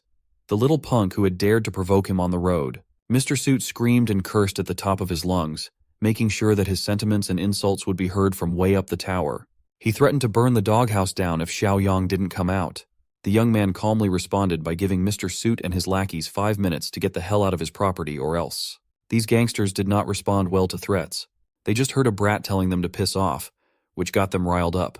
The time for words had passed, and they would rather bring out 2 more crates of Molotov cocktails to do the talking. Suddenly, Xiaoyang received a new task from his system. While Grandpa Shengbo stressed over whether they should fire a warning shot or something, Xiaoyang was busy reading his new mission. The task demanded that the threats be eliminated as quickly as possible for 10 points. Seeing the reward, Xiaoyang immediately abandoned the idea of warning shots. These intruders were clearly criminal gangsters. Order in society hadn't broken down yet, and they were already committing heinous crimes. They could not care less if someone got burned to death by their stunt. Xiaoyang believed that leaving scum alive during the apocalypse would only harm more innocent people in the long run, even endangering them. So he started aiming. Without hesitation, the young man pulled the trigger, and his bullet went for the first blood. The first hit landed on Mr. Suit's arms, stunning him and rendering him speechless and terrified. The agonized scream of their boss as he clutched his severed arm made the thugs realize that they must have messed with the wrong people. Xiaoyang, still cool as a cucumber, was actually frustrated that he missed a supposedly sure kill shot. He must have gotten rusty after reliving a peaceful life for too long. The thugs saw the assault rifle in his hands and hurriedly retreated to the cover of their vehicles. The first one to run was the boss, but Xiaoyang was the type of guy who obsessively follows through once he gets started. Aiming more accurately this time, he began picking off the retreating thugs one by one. They rained fire on his property, so he rained lead on their asses, chests, and heads. It was a slaughter. The boss must have felt all the adrenaline in his body pumping so hard that he managed to reach one of the vehicles for cover. As soon as he got inside, he ordered the driver to get the hell out of this place, not minding the bleeding stump he used to call his arm. Grandpa Shengbo worriedly looked at the escaping car, but this was no cause for concern. This is precisely why Xiaoyong grabbed the automatic rifle out of the armory. Carefully aiming at the retreating vehicle, he tracked their movement while continuously emptying magazine after magazine of high-caliber bullets, piercing through. Grandpa watched as the young man continuously aimed, fired, emptied his load, and reloaded without a single wasted motion. The way the kid hip-fired and reloaded was so smooth that even during his military service, Grandpa Shengbo had never seen someone so efficient. After emptying a few more magazines, things finally quieted down in the vicinity of the fortress. The fires had also been successfully extinguished. Corpses of thugs littered the road leading directly to the fortress gate. The getaway vehicle was busted and broke down. Everyone inside was riddled with bullets. Xiaoyong nonchalantly ordered Grandpa Shengbo to call Zhang Qi and his buddies to come out and clean up the dead gangsters at the front door. On second thought, there might be a better way to make use of this little incident. Since it's still the early days of the apocalypse, maybe he could let the corpses below mutate into zombies and use them as practical targets to develop Zhang Qi and Shanshan's combat prowess. So, he told Grandpa to ignore his previous command and leave the thugs lying dead in the middle of the road for his more extensive plans for the future. Not far from the fortress, another batch of cars and vans drove closer and closer. Li Shuqiang was inside one of the white cars, impatiently inquiring whether they were close to the site or not. Kuijing put on her cute, playful voice and cheerfully responded that they should arrive after the next intersection. Xiaoya was sitting with her in the back seat. She actually felt irritated by the cutesy act that Kuijing always performed when this deadbeat Shuqiang was around. A witch knows when another witch is playing the game. Upon reaching the outskirts of the fortress, they pulled up, and Kuijing told Shuqiang to wait while she made her way inside. As soon as Kuijing got out of the car, she tried to rope her friend into her scheme too. She claimed that Xiaoya was the only one who knew what factory Xiaoyang was holed up in. Not wanting to get out of the car, Xiaoya claimed that it was the factory up ahead, which was pretty hard to miss. Besides, her shoes were not fit for walking too far. But Kuijing was quite persistent. She even went as far as dragging her friend out of the car, ignoring her pleas to even get her phone. Ultimately, Xiaoya was forced to tag along with her witchy friend, even though she really did not want to get involved any further. Back in the car, Li Shuqiang called his boys to get ready at any moment. He would take the lead, and as soon as his car started, the boys in the van were to follow. The vans were packed with a mix of young men and veteran gangsters alike, ready to invade the fortress even though they did not know what they were walking into. Xiaoya complained that she did not want to get dragged into this mess. But Kuijing could see through her sly moves, thinking that Xiaoya was making a move on her gangster sugar daddy. They had schemed and scammed together for far too long not to know every trick in the book. But she got it all wrong. Xiaoya actually dressed up and dolled up in hopes of hooking the loser, Zhang Xiaoyong, since Kuijing was already compromised with her affairs. Walking up to the gate, the girls finally noticed the grisly scene up ahead. The road was filled with corpses with bullet wounds throughout their bodies, so it was fair to assume that they died from a shootout. Xiaoya was deathly scared, urging Kuijing to just go back and abandon the plan. Judging by the blood, it seemed like the corpses had been there for a while now. Kuijing reckoned that these were two groups fighting over Zhang Xiaoyong's supplies. If these hardened criminals died in the process, then it would be safe to assume that loser Xiaoyong probably did not make it out alive too. It didn't really matter if he died, they just needed the priceless supplies. Xiaoya, being the voice of reason, wanted to let Li Shuqiang and his boys handle this mess, but Kuijing wanted to sneak over and see if the factory gate was locked. Unbeknownst to the girls, the gangster corpses had already started mutating with the inherent virus in their system. Despite the piles of corpses littering the road, the conniving witches still had the guts to go up to the door to enact their plan. Xiaoya could not see a way to open the locks as the gates were sealed to the utmost tightness. Even the view of the inside compound was blocked. At least this should mean that Xiaoyong was safe and not vulnerable to getting scammed. Their fruitless effort to enter the facility came to a halt when someone called them out from the outpost near the entrance. It was Shanshan.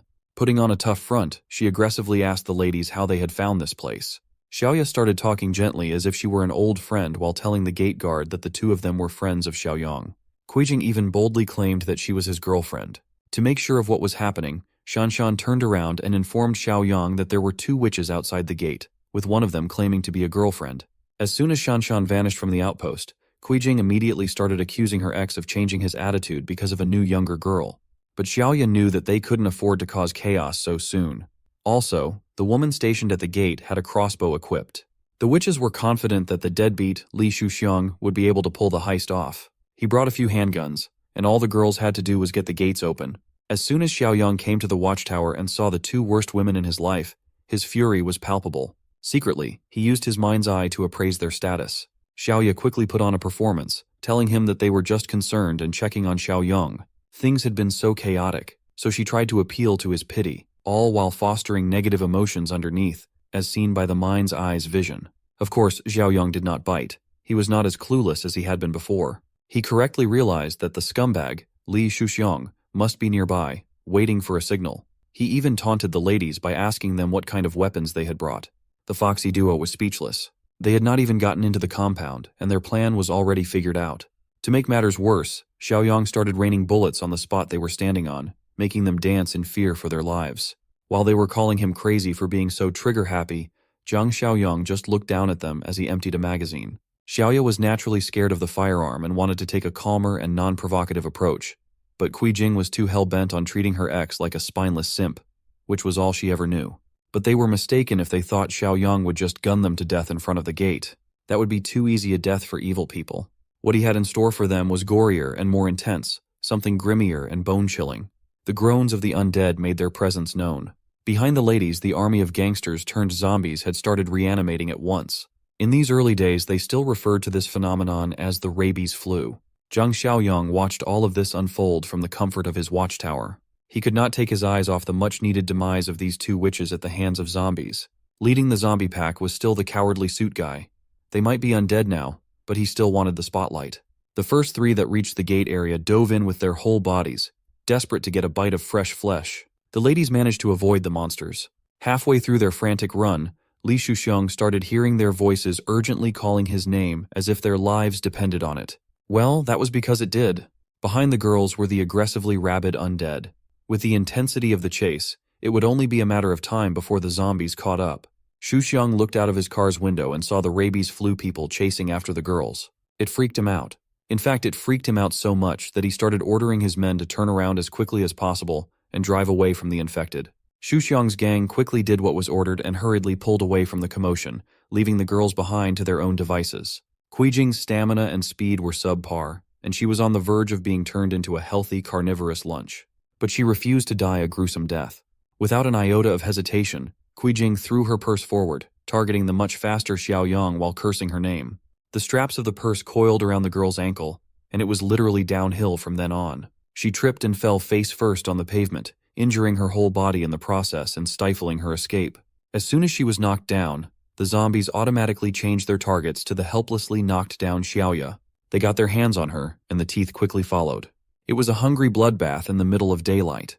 Xiaoya had her flesh torn off in multiple parts, but the pain of it was secondary to the pain of being blatantly betrayed by Jing. Her eyes were bloodshot with anger. While the zombies were distracted, the heartless witch continued running forward, actively avoiding looking back at her best friend getting eaten. She kept chanting that Xiaoya deserved what she got too. Meanwhile, Xiaoyang was just watching from above, unfazed as the system rewarded him 10 more points for neutralizing an ordinary threat. The innocent Shanshan was distraught. A new mission was also added. Its objective was to clean up the streets and wipe out the infected monsters wandering outside the base. Shanshan was terrified of zombies. To see those dead guys in front of their gate get up and hunt flesh like an animal out of nowhere was horrific. Xiaoyang explained that this was the true beginning. With the air filled with staggering amounts of infectious alien sources, the dead, when exposed outdoors, would quickly mutate. Even the injured and those with weaker bodies had a high risk of mutation. He was done watching the clown show on the road. Xiaoyang wanted to get everyone together and have an urgent meeting. It did not take too long to assemble everyone. With all the members of the fortress present, Xiaoyang addressed the room. He believed that in the next 2 days, they must stay indoors as much as possible with the windows and doors sealed shut. That way, they could let their bodies gradually adapt to the infection to greatly reduce the risk of mutation. Zhang Qi brought up their brother Chong, who was currently unconscious inside the urgent care room. Speaking of Chong, his head wound had gotten better after the basic procedures, but he still had not regained consciousness. Instead of his mind going back, it was starting to look like the infection inside his body was going to win. He subconsciously resisted the spread of mutation, but it was far too fast and intense as it visibly rampaged through his veins. In the city, pandemonium had officially descended as chaos and violence filled the streets. Some people were trying to get away, some people just wanted to let loose, and some were eating each other. To quote an old man hiding in his home while looking out his window, it was complete chaos out there. He planned to go to the warehouse as soon as the sun went down to bring some supplies back to his family. In the meantime, his wife and kid must never open the door for anyone except him. Speaking of the door, there was someone banging on it from outside. After successive loud knocks, tension filled the room as the family wondered just what in the world was on the other side of their door. Dad warned his wife and kid to stay quiet while he checked on the situation outside. Before opening the door, he grabbed a golf club from his kit and acted with utmost caution. As soon as he heard a voice call him Brother Jay, the old man relaxed a little. He sighed in relief as he opened the door to a buddy of his named Young Tao, or at least that was what he thought. Brother Ji steadily pulled the handle to open the door and let the visitors in. But he did not have to do that, as the guests just let themselves in with a kick that sent Jay's frail body flying across the room. What he thought was a friend was actually much worse than zombies. It was a whole gang of pissed-off thugs upset with him. The poor guy didn't even get the chance to use his golf club before getting his face stuck to the floor as his former colleagues surrounded him. He tried his best to look Yang Tao in the eyes, reminding the thug of how well he had been treated in the organization. Yang Tao begged to differ, though. He was never treated well by this arrogant Jay. In his eyes, Yang Tao was just a replaceable lackey. Though he was treated like that, Z reminded him that he had earned good money, enough to put a down payment on a house. But while he made enough for a down payment, Brother Zhe earned enough to buy several houses. But enough talk about bad blood. The thugs came all the way out here for some warehouse keys and an address. She gritted his teeth in frustration. He was in no position to negotiate with these thugs at all. Seeing as he was still being stubborn, Yang Tao slowly made his way to where the wife and kid were standing. He pulled the wife by the hair and dared Zai to look at the cruelty. The little kid's instincts kicked in, and he charged at the strange man hurting his mom. Given the difference in size and strength, all the kid could do was bite the thug while tears of fear streamed down his face. Not only was it ineffective, but it also earned him a crisp slap courtesy of Yang Tao. Seeing his family getting pushed around, Brother Zhe angrily dared Yang Tao to come at him instead of his wife and kid. Yang Tao assured him that the mom and the boy wouldn't be harmed any more than they had been as long as Ji cooperated willingly and took them to the warehouse. And so, the group rolled out with a hostage in tow. It did not take them too long to reach the so-called warehouse. They hurriedly opened the mechanical door to reveal its contents. In front of them were a handful of scattered supply boxes, far from the volume that the thugs were expecting to harvest. Well, that was because they had sold almost everything, even near-expiry food, to a big client. Thinking of Jiang Xiaoyang, their big spender, floated some ideas into Yang Tao's head. This dilemma could easily be resolved by taking over the supplies that Jiang Xiaoyang had stockpiled in that factory. If they could do that, they would be set for life. Brother Zai advised against such a reckless idea. When he was delivering goods back and forth, he had accidentally seen a young man carrying a gun. That also led him to believe that Xiaoyang must have somehow gotten wind of the disaster ahead of time. Yang Tao smiled slyly as he did not need to worry about those said guns. It was up to Brother Zai to deal with it after all. Confused, the old man asked the thug what he meant by that. Well, his task was simple. Take Jiang Xiaoyang's supplies in return for the safety of his wife and son. Yang Tao called it a fair trade. Brother Zai was stuck between a rock and a hard place, clueless as to how to get his family and himself out of this mess. Back in the impenetrable fortress of our hero, things had been a lot quieter after all the pathetic attempts at invasion. Everyone was assembled in the urgent care area to address their biggest problem at hand together. In front of them was Chen Chong, who had officially succumbed to the infection after losing consciousness for several days. He finally woke up, but his mind was not there anymore. His classmates knew what was going on, and they shed tears of grief for the loss of a brave and good friend. Almost all of them were crying, except for Yiming. Instead of mourning his friend like the others, Yiming boldly proclaimed that they should kill Chen Chong as soon as possible. Xiaoyang turned his head to look at the brazen young man, and Yiming straightened his back. Zhang Qi also looked at Yiming with disgust and disappointment for suggesting doing something so inhumane to their longtime friend. But he argued that their buddy was already dead. If they didn't finish off his zombified corpse and he somehow broke free, then everyone's lives would be the ones in danger. Xiaoyang, ever the pragmatist, agreed with the heartless suggestion. As far as he knew, there was almost no chance of recovery once someone had turned. Slowly, he reached for his combat knife and unsheathed the blade. Instead of doing the dirty work himself, he presented the blade to the cowardly Yiming, making the student recoil in fright. Xiaoyang's rationale was simple. Since this guy suggested the execution, he should be the one to deal the killing blow and stop their buddy's suffering. Yiming struggled to take the knife. Every fiber of his being was making it impossible to overcome his cowardice. Xiaoyang added that this kid had been demanding a weapon since day one. Now, he could have a weapon as long as he put his friend out of misery. A few more seconds later, a different hand took the knife out of Xiaoyang's hand. Jiang Qi decided to swallow his conscience, quickly adapting to the new facts of life as he took the knife. Instead of the useless coward, he would gladly play the tough role of executioner to a good friend. Jiang Qi took the knife from Xiaoyang while taking a big, empty gulp. He had never been in such a complicated situation before. Xiaoyang asked him if he was sure about going through with it. If everything said was a lie, making a move right now would officially make him a murderer. But Jiang Qi had already made up his mind and heart. He trusted Brother Yang even if they had just met. Xiaoyang smiled, almost as if he knew that only someone like Jiang Qi would reply in such a way. So he gave his green light to finish the zombie off. Jiang Qi walked to the bedside and took a minute to look at his friend's condition. With tears forming in his eyes, he raised the knife above his head and aimed it at Chen Chong's flesh. He fully intended to cut the throat but was stopped in the nick of time. A few more inches and blood would be spewing all over the place. All of Jiang Qi's force and emotion were at the tip of that knife. But Xiaoyang decided to intervene at the last second. Confused, the student looked to his brother for the answer as to why he stopped the process. The answer was simple. The system gave Xiaoyang a curious assessment. For now, he ordered everyone to head out as they had something special in their hands. A zombie that still had its uses.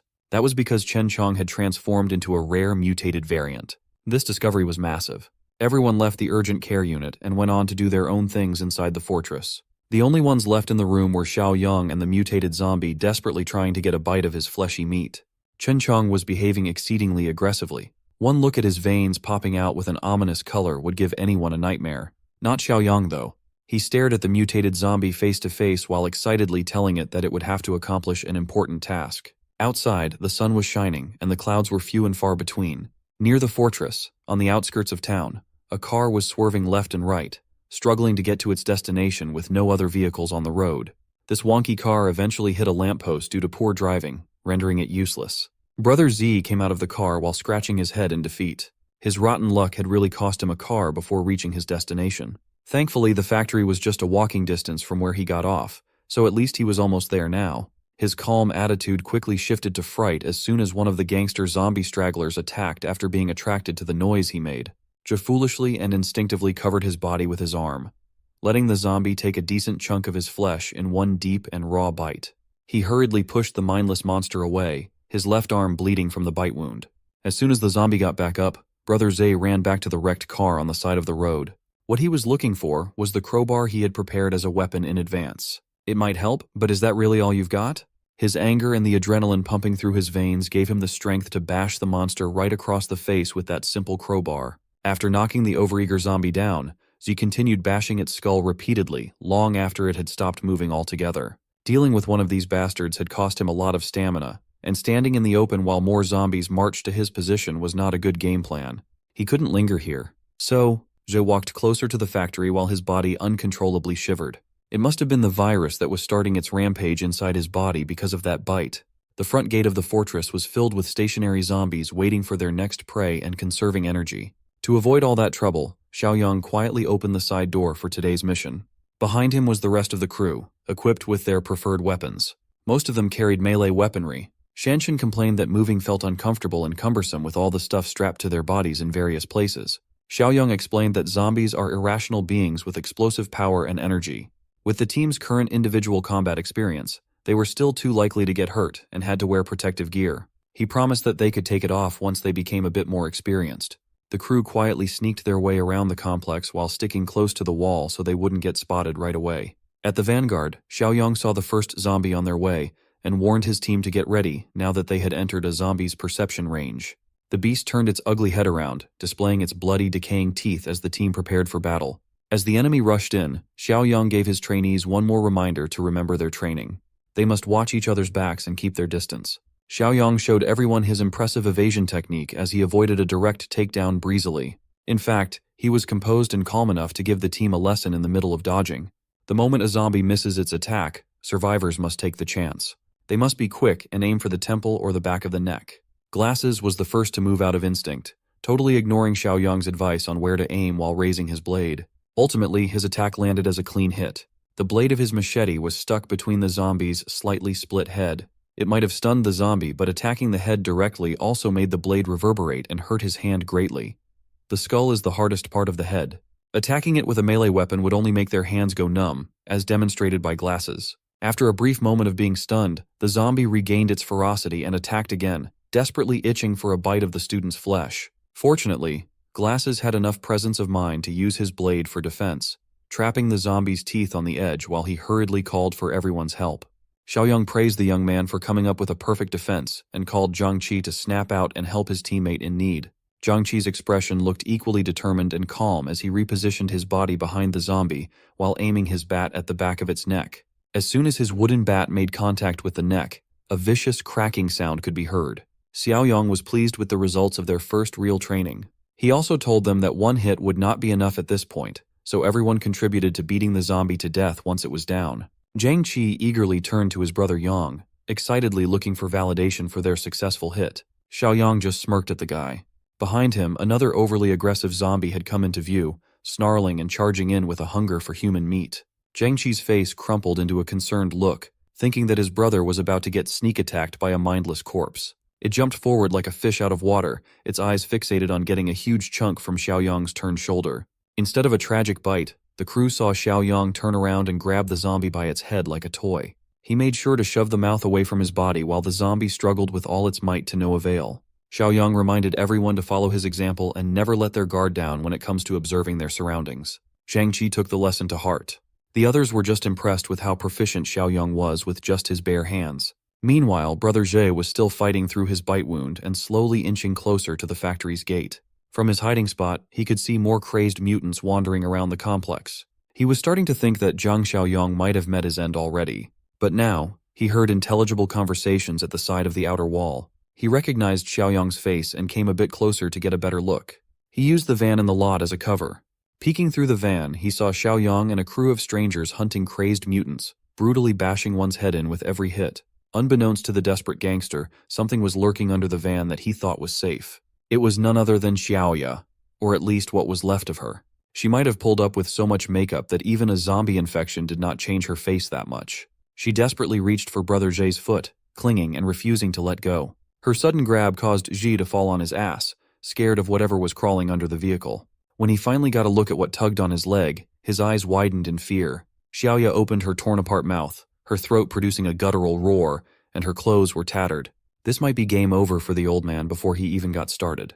She was caught off guard and had no time to do anything with the zombie version of Xiaoya. The only thing he could do was to ask for help. He was about to say goodbye to his life when he heard a gunshot. Some stranger took pity on him and saved him. And it was our hero Xiaoyang. Now the zombie Xiaoya was headless not only in a metaphorical sense. She was only left to throw the corpse away from him in disgust. Xiaoyang was surprised to see him here and immediately inquired what he was doing here. Ji was in no hurry to confess, and like all his past fake friends, he started to pretend that he was happy to see our hero alive amidst all the madness going on around him. But as soon as he got closer, Xiaoyang noticed a bite on his arm. Zhe himself, under the effects of adrenaline and shock, didn't notice it. But Xiaoyang pointed it out clearly with the muzzle of his automatic rifle and ordered him not to come closer. At that moment, Zhe realized that it was all over for him.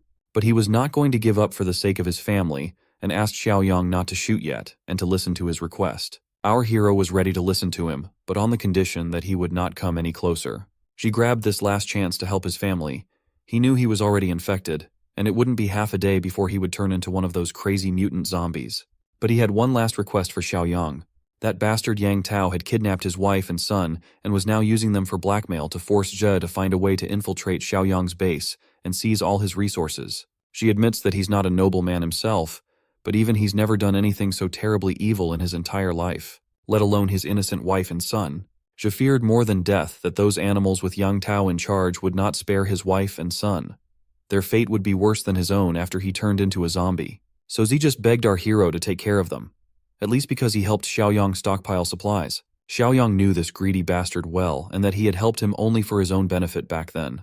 But he had to admit that Zhi had saved him a lot of time. Xiaoyang thought about what was the right thing for him to do.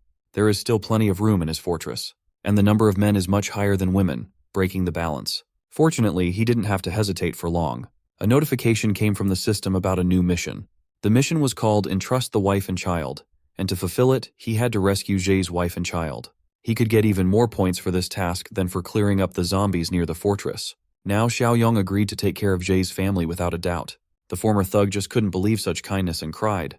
He even bowed, realizing that he could not repay such kindness in this life. But he promised that in the next life he would be Xiaoyong's faithful servant. Now he had one last request for our hero, to do it. Xiaoyong pretended not to understand what Jay wanted him to do. But it was simple. So he didn't want to turn into one of those crazy zombies and put his family's life in danger. So he asked Xiaoyong to finish him off now. But Xiaoyong was in no hurry to act. Unlike Zhe, he knew how this apocalyptic world worked. Instead, he asked Shanshan to bring here a bicycle from the warehouse for Zhe.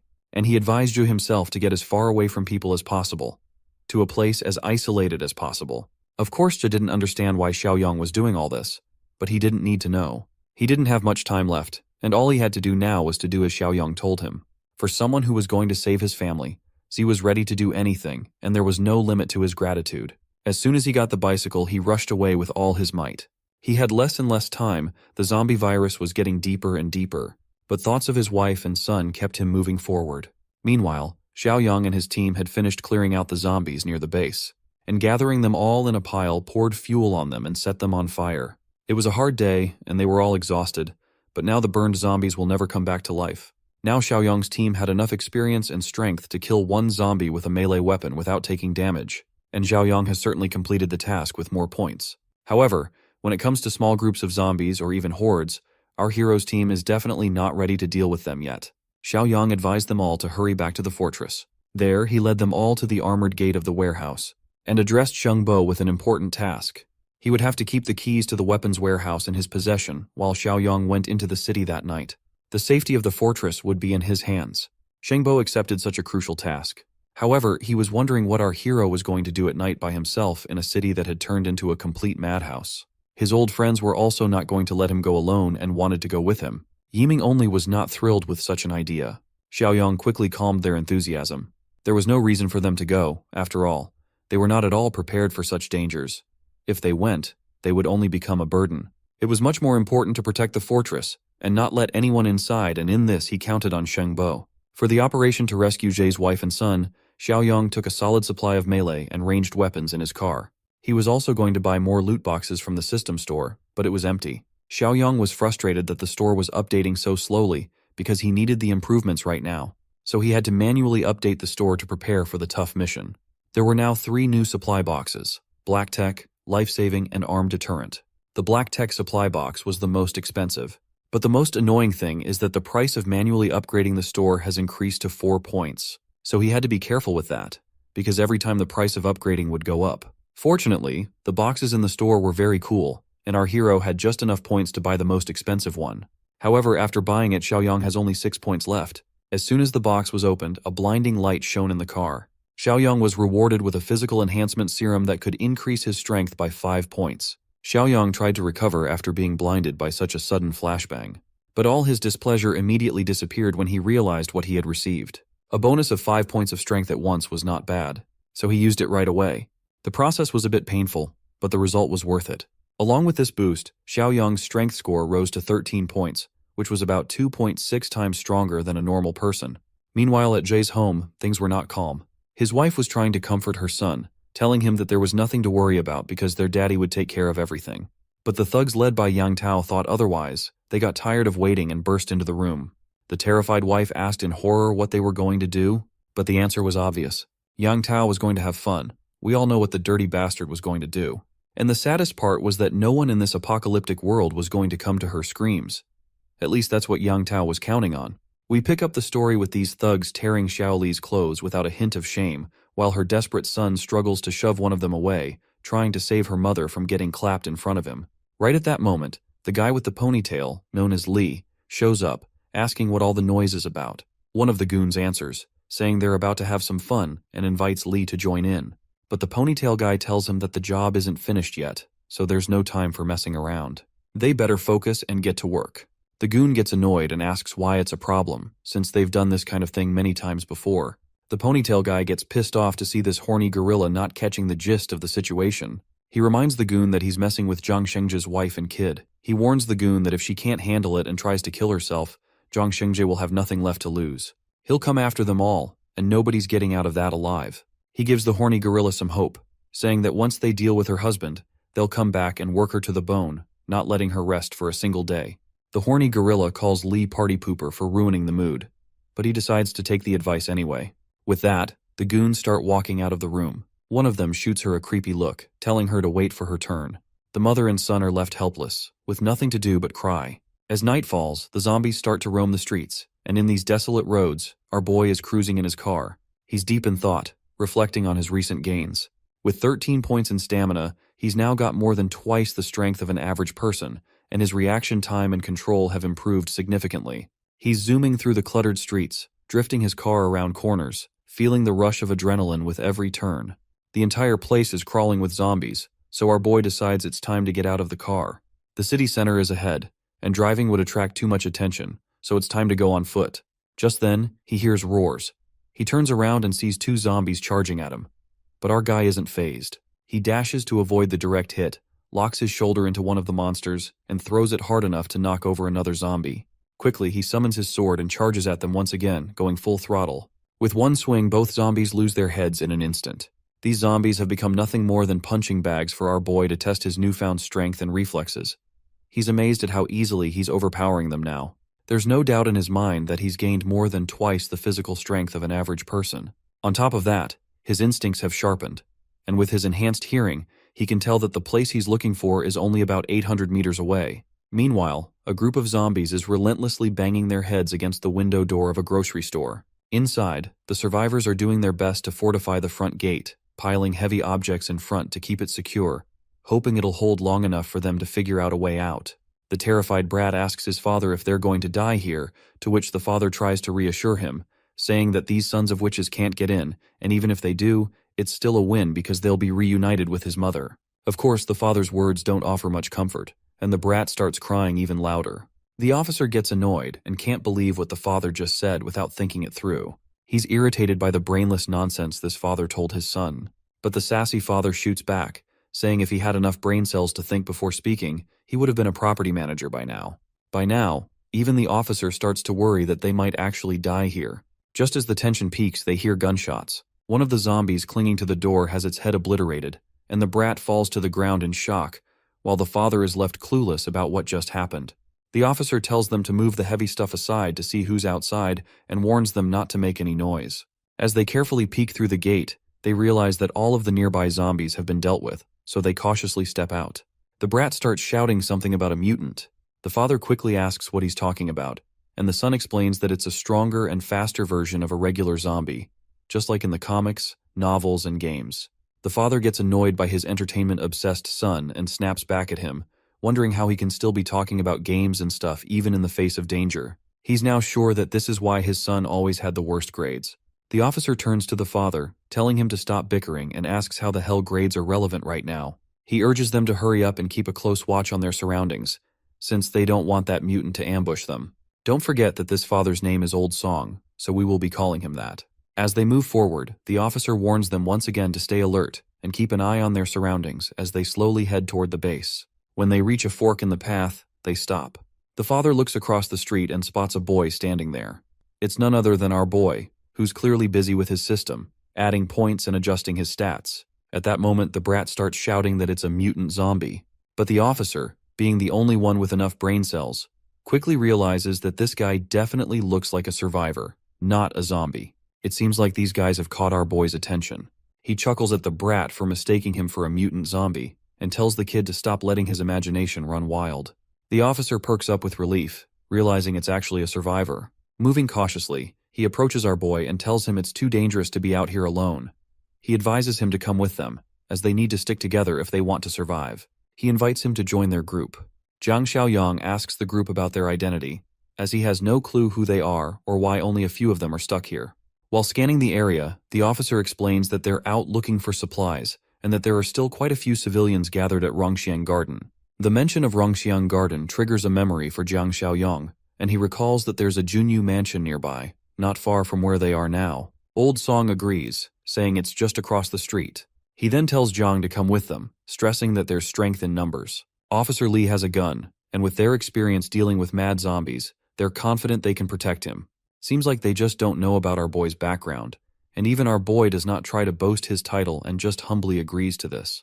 Later, they move forward cautiously, Old Song asks Zhang Xiaoyang why he wants to go to Junyu Mansion, wondering if there's someone important he's trying to find.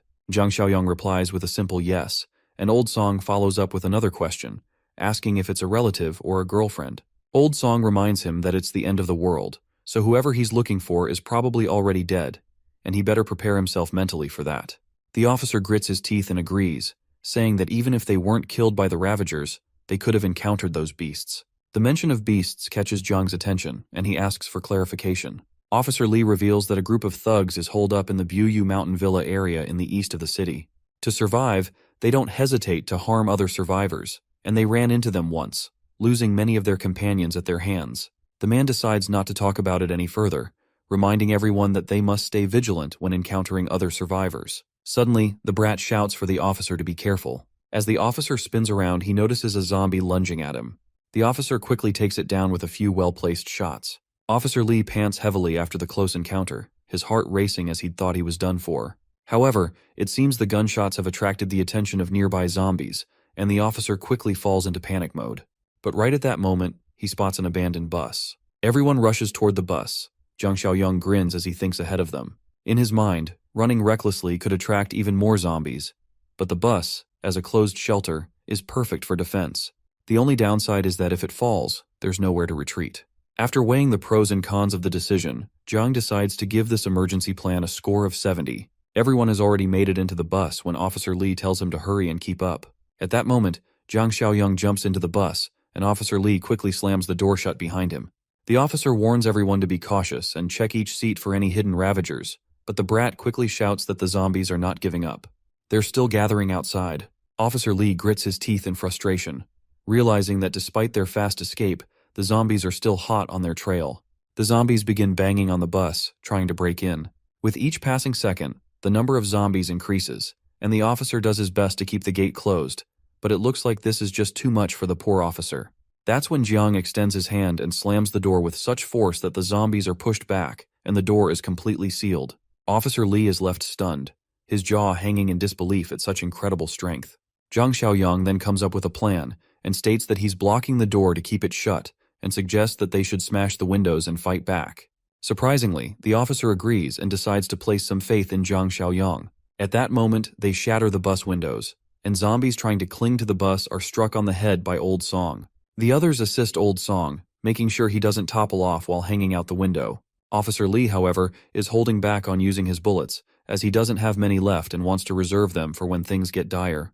That's when Zhang Xiaoyang pulls out a crossbow and tells Officer Lee to use it. The officer is bewildered, not understanding how this guy seemingly pulled the bow out of nowhere.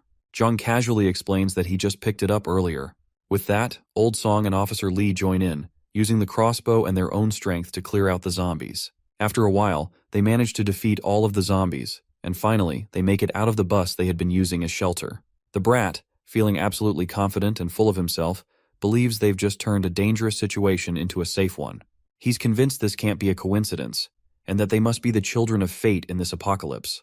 My guy then tells everyone to stay cautious and not make the same careless mistakes again. Meanwhile, back at the fort, everyone is hoping that things go smoothly for Zhang Xiaoyang. Lu Yiming decides to keep watch that night.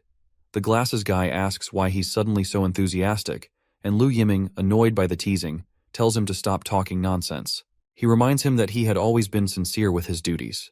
The fatty quickly gets humbled by his friend's reaction, and asks why Lu Yiming is getting so worked up over a bit of banter. Regardless, Uncle Sheng decides that since Lu Yiming is taking charge bravely, everyone else should head back to their rooms and rest, so they can make the most of Yiming's help. Uncle Sheng then advises Lu Yiming to wake everyone up immediately if anything happens. As the night deepens, Lu Yiming sits idly, reflecting on how late it's gotten. Knowing that everyone must have already gone to sleep, he decides to get back to the main goal he's focused on, wanting to settle things before our boy returns. Meanwhile, the old man sleeps soundly with the key of the weapon room lying near his pillow. The old man doesn't even notice when Lu Yiming quietly opens the door to enter. As Lu Yiming approaches the old man's bed, he reaches out to grab the key. But to his surprise, the old man proves to be more alert than expected, waking up just before Lu Yiming can grab it. The old man asks what the hell he is doing, but before he can get any more words out, he receives a solid punch to the face from Lu Yiming. With the key now in hand, Lu Yiming runs as fast as he can, while the old man calls after him, demanding the key back. The commotion wakes others up, and the old man quickly reports to everyone that Lu Yiming has taken the key to the weapons room. They all run as fast as they can to catch that bastard, but the idiot throws a bunch of stuff in the way while running. Everyone chasing him stops right there. It's pretty hilarious though, because they could easily jump over these obstacles, but they just stand there like game characters refusing to enter a restricted area. Li Yuming notices the nursery room on his way and figures he might as well go all the way since he's already doing this. He heads into the room where Chen Chong the zombie is lying on the bed, strapped down. As he tries to approach, the zombie suddenly retaliates with its free hand. Li Yuming is taken aback because the second hand was supposed to be tied down, and he wonders if they made the straps too loose when they bound this freak. This actually makes him even happier though, because it saves him the trouble of untying the zombie. Meanwhile, the others finally make it past the obstacles, and what they find in the corridor is far from pleasant. They're frustrated that Li Yuming went out of his way just to let Chen Chong out of the infirmary. The old man is regretting not realizing sooner that Li Yuming was such a snake. But Shanshan tells him there's no point in regretting now, they need to focus on what to do next. Since all their weapons are locked in the warehouse, they should start by making sure that this zombie gets locked back in the infirmary. Uncle Sheng decides to use the method Zhang Xiaoyang taught them earlier, stay careful and avoid letting the monster bite. With that in mind, they start walking toward the zombie. Zhang Qi quickly grabs the bastard by the neck, while the other two help hold its hands down.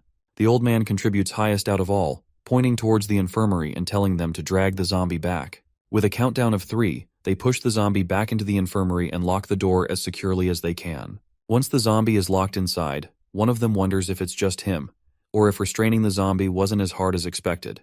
Everyone else shares the same thought. But the old man reminds them that they've wasted so much time here, that little brat must have gotten all the weapons by now. Right at that moment, Li Yuming shows up and questions the old man's audacity to call him a little brat. Sadly for everyone, the bastard finally has a gun in his hands. However, he seems annoyed by the fact that the storeroom only had one weapon, but he figures this one will be enough to deal with all of them. After he takes care of everyone, he'll take his sweet time searching for the other weapons. Li Yuming points his gun at them, ordering them to move back into the room.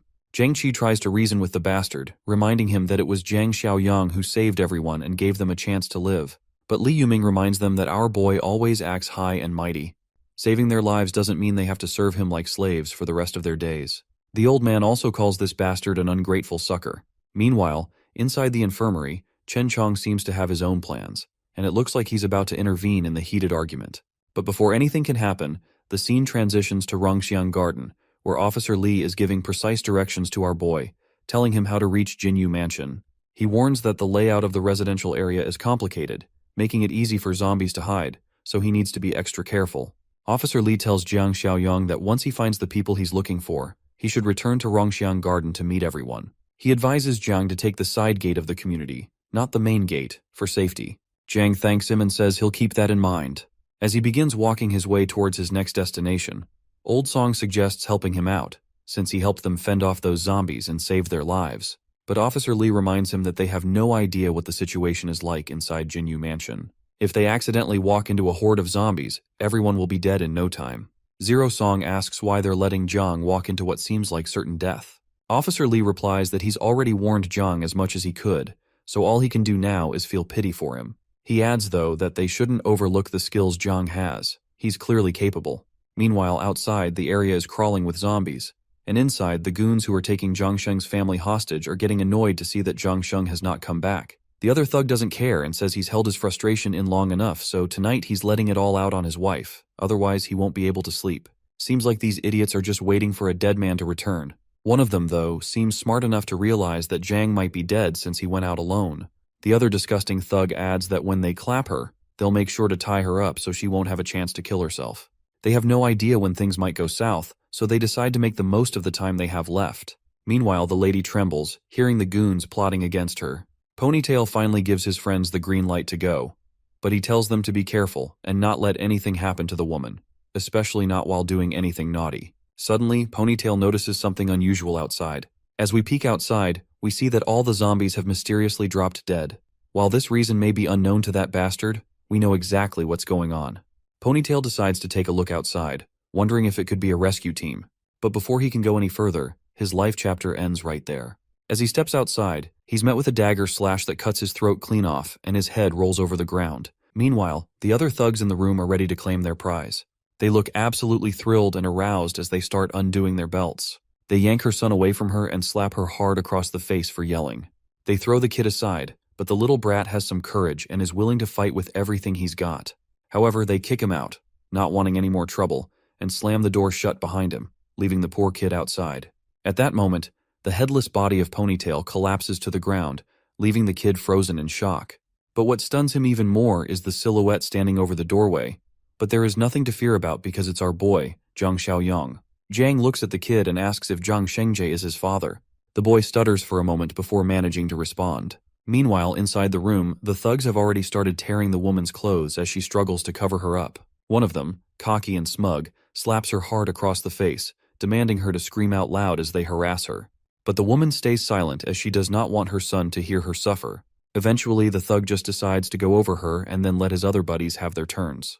But before he could do anything, the door slams open. One of the thugs thinks it must be the brat who kicked the door open, but before he can react, his head is cleanly sliced off, and he goes silent instantly. His friend, clueless about what just happened, asks why he's standing there like a fool and tells him to just kick the brat out. But what his friend doesn't know is that the guy has already lost his head and promptly collapses to the ground.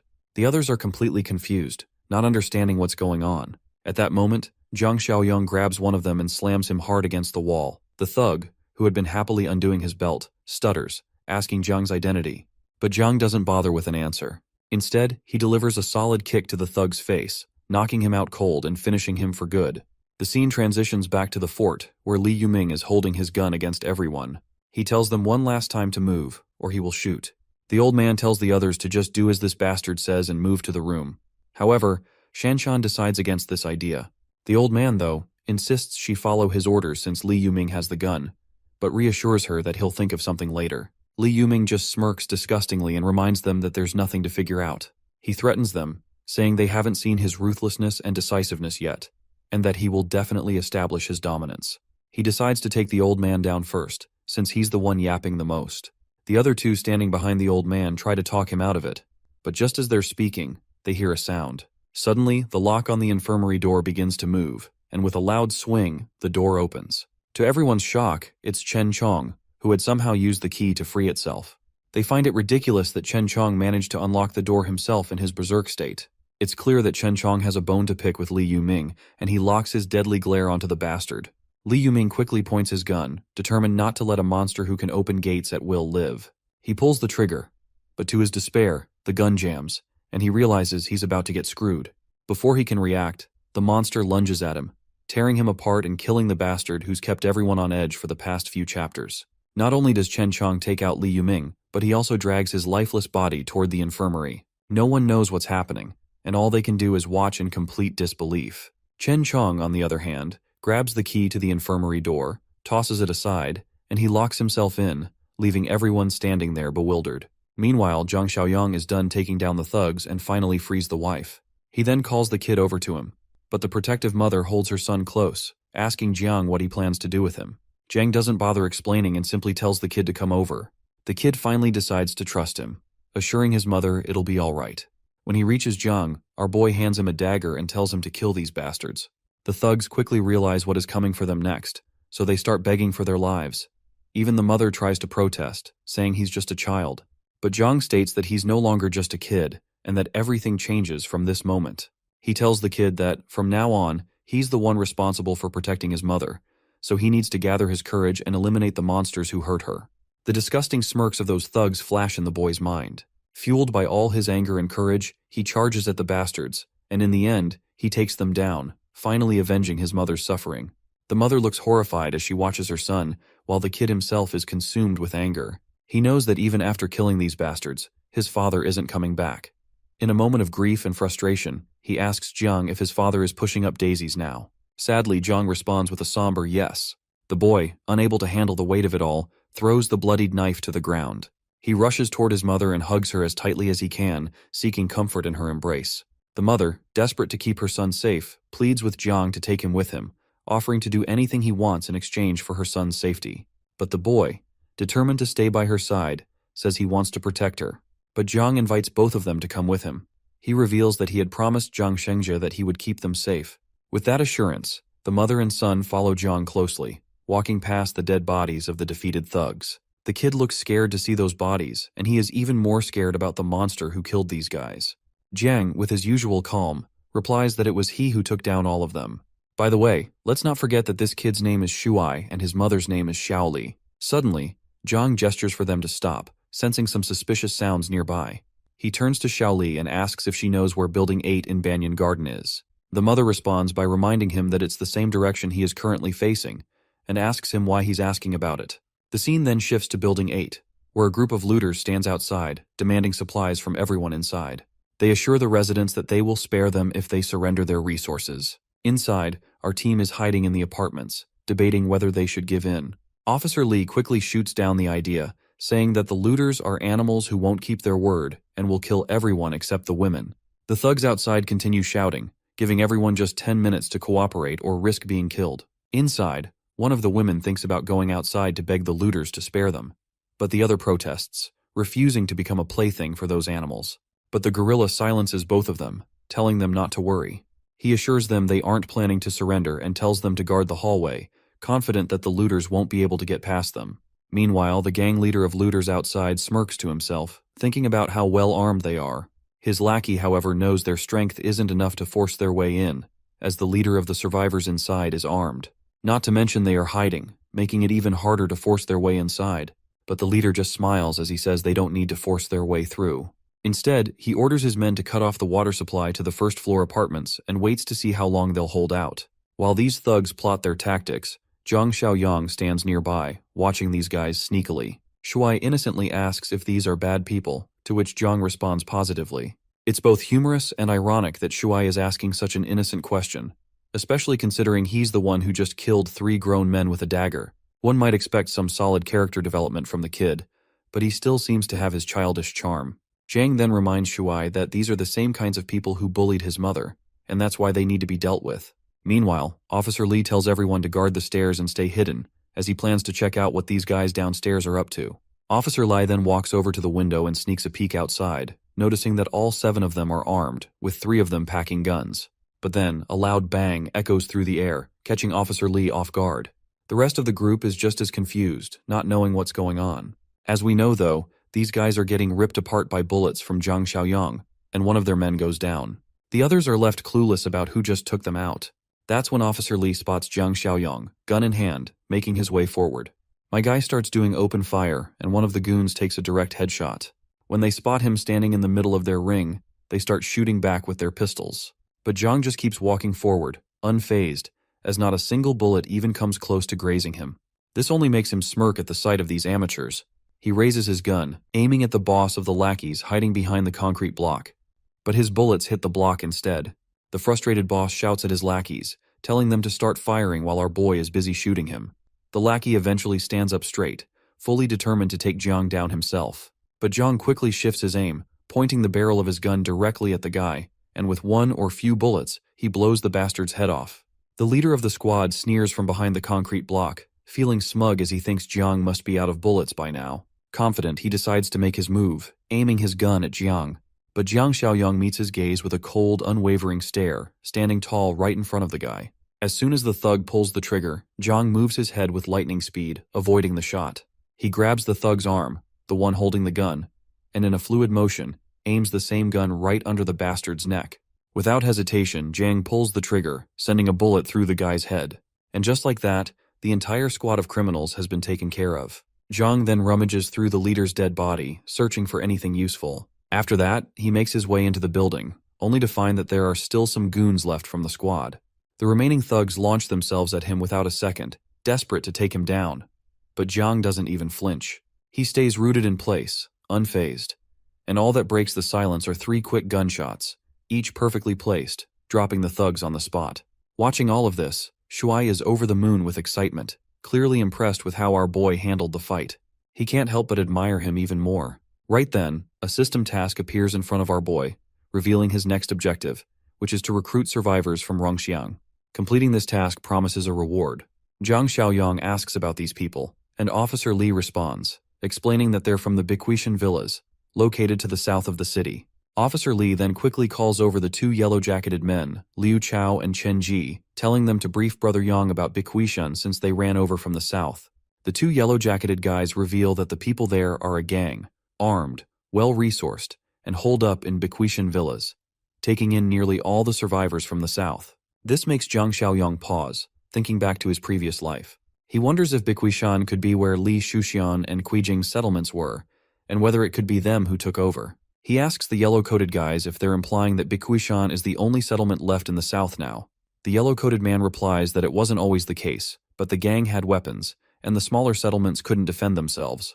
As they took over each place, they killed half the population, and then abducted the young and pretty women, and anyone who was willing to be complicit. Zhang Xiaoyong is certain about who is behind this, and when Officer Li hears his confident declaration, he asks what he means by it. Zhang replies that the three guys they just took down each had handguns, and he tells them to hold on to them and check for extra magazines, because there's probably more of them out there. He also gives them his rifle and tells Officer Li to keep it, and he'll leave them 5 magazines. Hong explains that the Baekhuishan crew won't let this go, and with these weapons, 10 or so men should not be an issue now. He tells them to hold out here for a couple of days while he reorganizes back home and then comes back to deal with that shitty crew. One of the men standing there is shocked and asks if Zhang is seriously planning to take on Baekhuishan. He points out that they're probably dozens strong, if not more, and it's no small task to go up against them. Officer Li tries to convince Zhang that it's not worth the risk for them. He suggests that they just find another place. Our boy reassures Officer Li not to worry about it, because he already has some beef with the Baekhuishan crew. Besides, in a few days, he plans to return with a bigger vehicle to evacuate everyone to the east of the city, near the old Tea Leaf City. He's building a stronghold there and will need people to help. With that, Zhang turns and walks away, offering a casual goodbye and telling them to take care of themselves. He also takes Xiaoli and Shuai with him. The scene transitions to a darker, more ominous setting. Dead bodies lie scattered around, and outside, a lone guard is on duty. The place he's guarding is none other than Baekhuishan. Inside the mansion, we see the people running this gang. Wenge, with his orange hair, is the boss of this place, and he asks why they haven't dealt with the supplies at the Jinyu Entertainment Center yet. Xiaoli, the overweight man, responds during a meeting, saying he's already sent people over, so they should be back by now. But little do they know, those people have already been wiped. The other guy, known as Kai Gay, addresses the fatty, and reminds him that there are quite a few high-end affiliates living over at Jinyu Mansion. They can't just take the supplies from the entertainment center without consequences. Xiaoli assures him that his people are already instructed to bring back anyone alive. The boss looks furious and openly expresses his disappointment with Xiaoli, frustrated that he still hasn't completed a single task assigned to him. Feeling the weight of Wen's anger, Xiaoli humbly promises that this time, everything will be handled perfectly, while Kai Gay smirks in the background, pleased to see Xiaoli sweating under the pressure. Once Xiaoli steps outside for some air, one of his lackeys notices his sour mood and asks why he looks so defeated. Xiaoli snaps back, asking if the 7 men he sent have returned. The lackey informs him that he sent people an hour ago to check, and they reported back that the whole squad has been wiped out. The news leaves Xiaoli stunned and terrified. He can't believe that regular civilians from Rongxiang Gardens could take down 3 armed men. In a panic, he commands his lackey, Taozi, to gather everyone who can handle weapons. This time, he's determined not to let the mission fail. Meanwhile, Zhang Xiaoyong finally makes his way back to the base. As soon as Shanshan hears the sound of the car, she quickly realizes that it must be Brother Yang returning. When Jiang enters the boundary of his fort, the mission window pops up, notifying him that the mission has been completed successfully. Shanshan greets him, happy to see him back, but Jiang quickly notices that Lu Yiming is missing from the crowd. My guy feels absolutely glad to see that his hunch about that snake was spot on. Everyone is shocked when they realize that Jiang knew about Lu Yiming all along. Jiang then points to Xiaoli and Shuai, asking the others to show them to their rooms and then meet him in the infirmary. Once he's alone with his party, Jiang explains that he had known from the start that Lu Yiming had ill intentions. While he admits that he wasn't entirely sure it was him, he was certain that one of Jiang Qi's friends was a scumbag. Zhang Xiaoyong then throws a big gun towards Jiang Qi. As Bleachhead catches it and examines the bullets, he quickly realizes they're rubber bullets. The old man's mind clicks and quickly asks about the kid Chen Chong, who's inside the infirmary. Jiang strides confidently toward the infirmary, casually mentioning that Chen Chong isn't an ordinary zombie. Instead, he's a rare mutant, a fact my guy had already confirmed some time ago. He had asked the zombie to blink 3 times, and to his surprise, the zombie complied. Jiang explains that after the apocalypse, those infected by otherworldly sources have a slim chance of becoming rare mutants. These mutants usually possess far greater intelligence and potential than regular zombies. They may even retain fragments of their past memories, and Chen Chong is exceptionally rare among the rare. Jiang then opens the door, and the first thing they see is Chen Chong standing over the head of the man who had been causing trouble. The zombie quickly waves his hand upon seeing Jiang.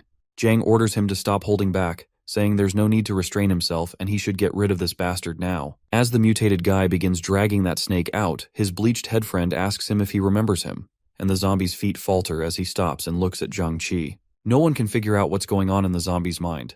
Abruptly, he swings his hand at the bleach head, who barely dodges it in time. It seems that Chen Chong is just messing with his old friend, which explains to Zhang Qi how even as a zombie, he still can't keep his hands to himself. Later, Zhang Xiaoyang is staring at his system screen. Zhang Chai unlocks a hidden achievement titled Mutual Companion, and the achievement is completed, adding system points to Zhang's total. Jiang is surprised to see that he's unlocked a hidden achievement, a nice little bonus.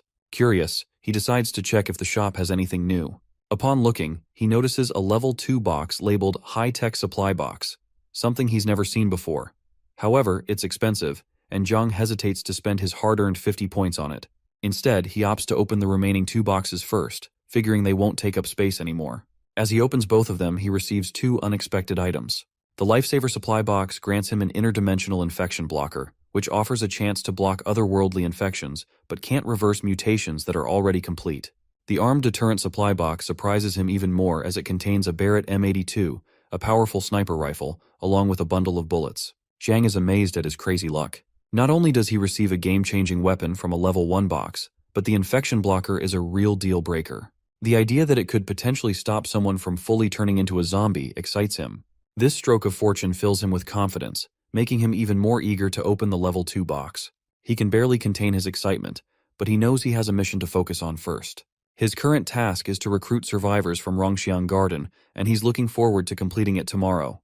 Outside, Chen Chong tosses the snake out of their fort's vicinity, since there's no place for traitors like him. As morning arrives, everyone gathers in the training grounds. From the old to the young, each person is armed and ready. Zhang announces that starting today, everyone must spend at least an hour practicing their shooting daily. They begin firing at target bottles, and each hit creates a flash of light. It's impressive to see the cans visibly hit, but not exploding from the shots. Zhang turns to Uncle Sheng, instructing him to have Zhang Qi gather everyone and clear a few more rooms, as he plans to bring back survivors from Rongxiang Garden today. The old man promptly agrees, ready to carry out Zhang's orders. Jiang also orders Chen Chong to accompany him on the escort mission, knowing the mutant zombie's strength and abilities will come in handy. Later, they finally find an abandoned bus, currently overrun by mindless zombies. But Zhang clears the zombies with ease, and Chen Chong helps by throwing the creatures out of the bus as well. Once the bus is cleared, Zhang hands Chen Chong the bus keys, telling him that he can take off his mask if he wants to now, as there's no need to restrain himself. However, he adds that once they reach Rongxiang Garden, he should make sure to put the mask back on so he doesn't scare anyone. The mutant guy acknowledges the order with a growl. Meanwhile at Bikwishan, Xiaoli is gearing up to depart for Rongxiang Garden, accompanied by a group of lackeys. This time, Xiaoli is personally leading the charge, determined to take down Rongxiang Garden once and for all. He refuses to believe that he's going to lose, not with the numbers and weaponry he has at his disposal. Their truck roars to life and speeds out of the compound, headed for Rongxiang Garden. After cleaning up and hijacking a random bus filled with zombies, Zhang Xiaoyang hopped on the driver's seat and quickly got to work. He saw a few more zombies clogging the highway and did not even think of stepping on the brakes for a single second. Our boy mowed through those mindless monsters like the gigachad that he is. With his enhanced reaction speed, he used the bus to drift and swerve through the plethora of abandoned cars blocking his personal freeway. Back in Rongxiang Garden, the high-rise building seemed peaceful from the outside. Inside, the group of survivors led by the reliable cop, Big Bro Lee, are currently munching on their rations, careful not to burn through their limited supplies all at once. Their mealtime was interrupted by the loud sound of a car engine coming from outside. The kid reckoned that Brother Xiaoyang must have come back to rescue them. Thankfully, Big Bro Lee has a good head between his shoulders. He grabbed his AK-47 and signaled everyone else to be silent while he checked out the situation first. With utmost caution, he slowly peeked his head above one of the windows with a clear line of sight outside. What he saw was not their savior but a group of thugs hungry for revenge. They are checking their weapons and looking for building number 8. Upon confirmation, the thugs took arms, and upon confirming their target location, Li Shuxiang ordered his men to move out. Big Bro Li was stressed out. Just when he thought they could leave their hiding spot to join Brother Yang's fortress, the bastards from Bichway Mountain showed up. Old Song raised his pilfered pistol, ready to face the scumbags who just can't learn their lesson. Now that they have a few guns distributed among the group, the survivors have gained quite a bit of confidence. Big Bro Lee yelled at the fake tough civilians to not get cocky. Right outside is a whole battalion that outnumbers and outguns them by a mile. He reminded everyone to stick to the plan, and as he headed to the rooftop, he set up an ambush. Outside, the Beachui Mountain Battalion gauged if they had reached the optimal distance to terrify the survivors holed up in the building. Led by Li Shuxiang, they collectively raised their scoped weapons, carefully aiming at the numerous windows of building number 8. Old Song peeked through the window and immediately screamed at everyone inside to be careful and take cover. The silent morning was interrupted by the sound of automatic weapons firing wildly into the high-rise. Every window within range was shattered, pushing Old Song back deeper. After the first wave of warning shots, Shuxiang ordered one of his lackeys to hand over the megaphone. While he negotiates a deal, the others must keep aiming and wrecking the windows with the intent of shooting anyone who dares to show their face. Shuxiang arrogantly spoke to the mic, demanding the attention of the survivors hiding inside. Before he could put another threat or another word in, the lackey right beside him got his skull pierced and his brains scrambled by a bullet. The thugs froze in fear. They were not expecting to be targeted by hidden snipers at all. The next thing you know, another bastard fell to his ass after receiving a clean shot to the leg. Up on building number 8's rooftop, the muzzle of the AK-47 spreads the smell of gunpowder in the air while the thugs scramble to find cover.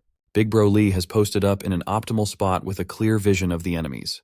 Beachui Mountain never could have anticipated that the survivors would have long-range automatic weapons in stock. Shuxiang blamed the intel they received for the fact that the survivors only had one pistol.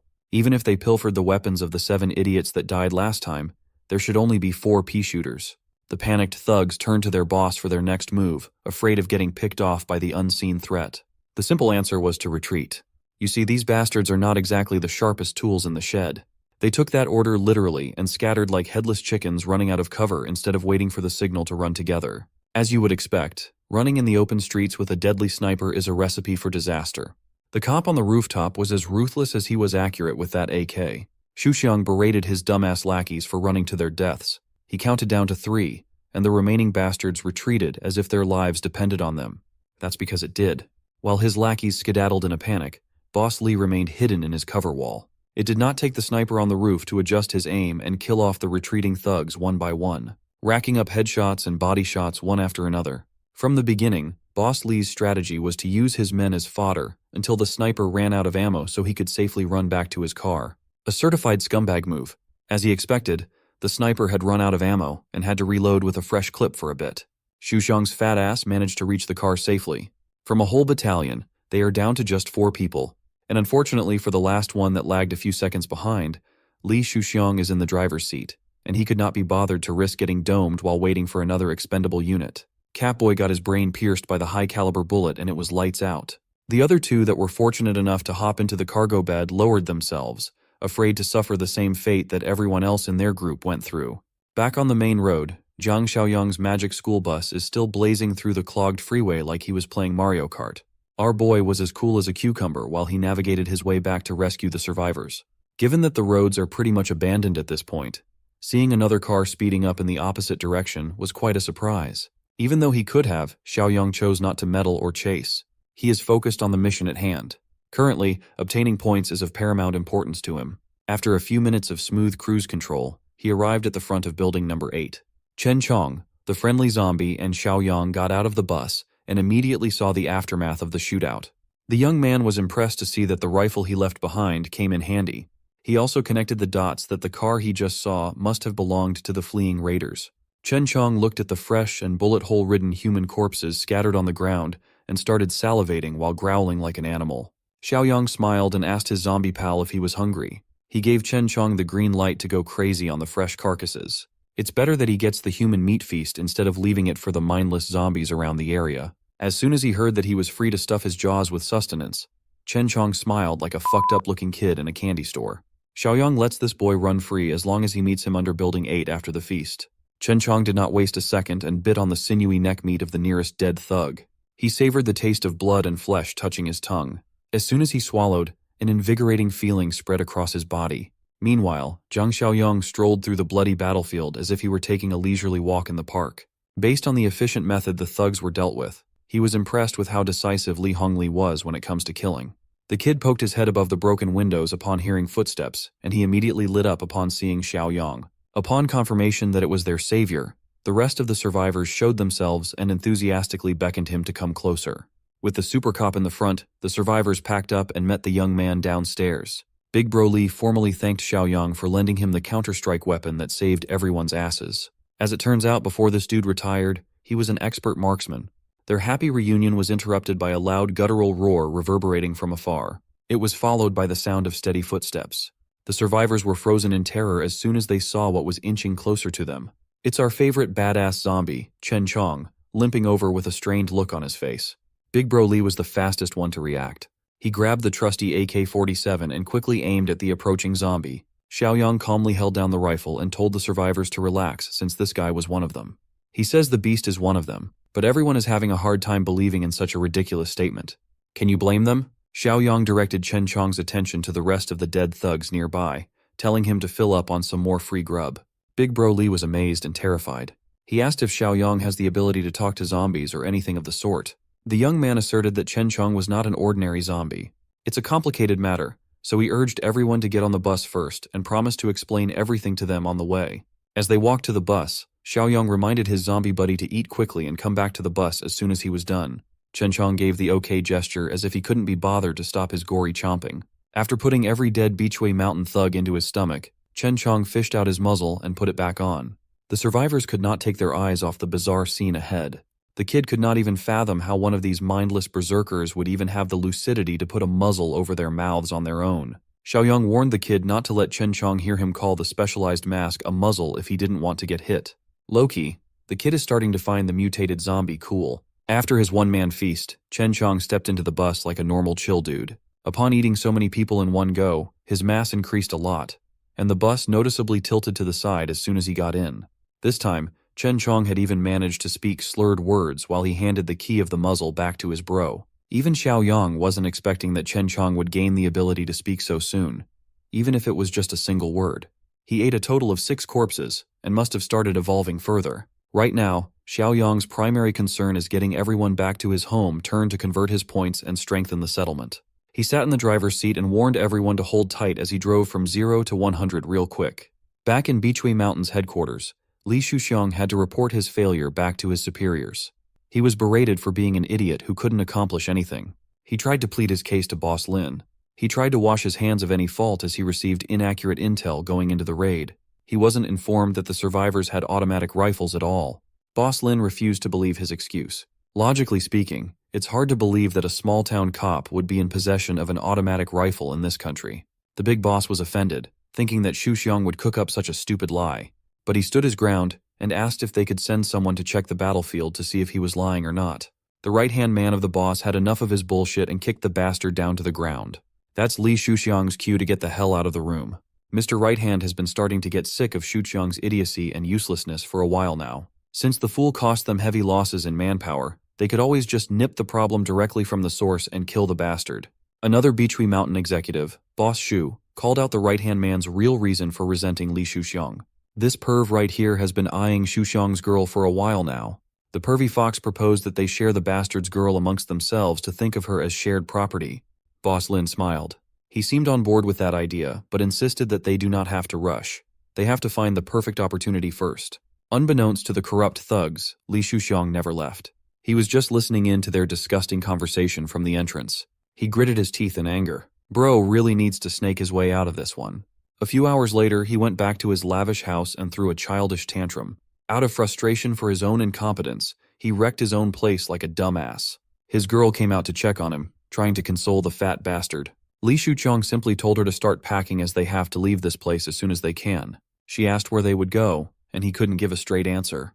The only thing certain is that this place won't be safe anymore, and they need to plan ahead. Boss Li called his assistant Qingzi, and the loyal lackey ran in like a good boy. He ordered Qingzi to gather all their remaining men as they prepared to depart at midnight. His girl could sense that something was obviously wrong, and she did not like it at all. Anyways, back to the people that actually matter. Xiaoyang pulled up to his compound, parking the big bus into one of their many indoor parking areas. The survivors from building number 8 hopped out of the vehicle and marveled at the sheer scale of Xiaoyang's doomsday fortress. With them safe and sound, the survivor recruitment mission has been completed. He was tasked to rescue 5 of them, but he managed to bring back 8.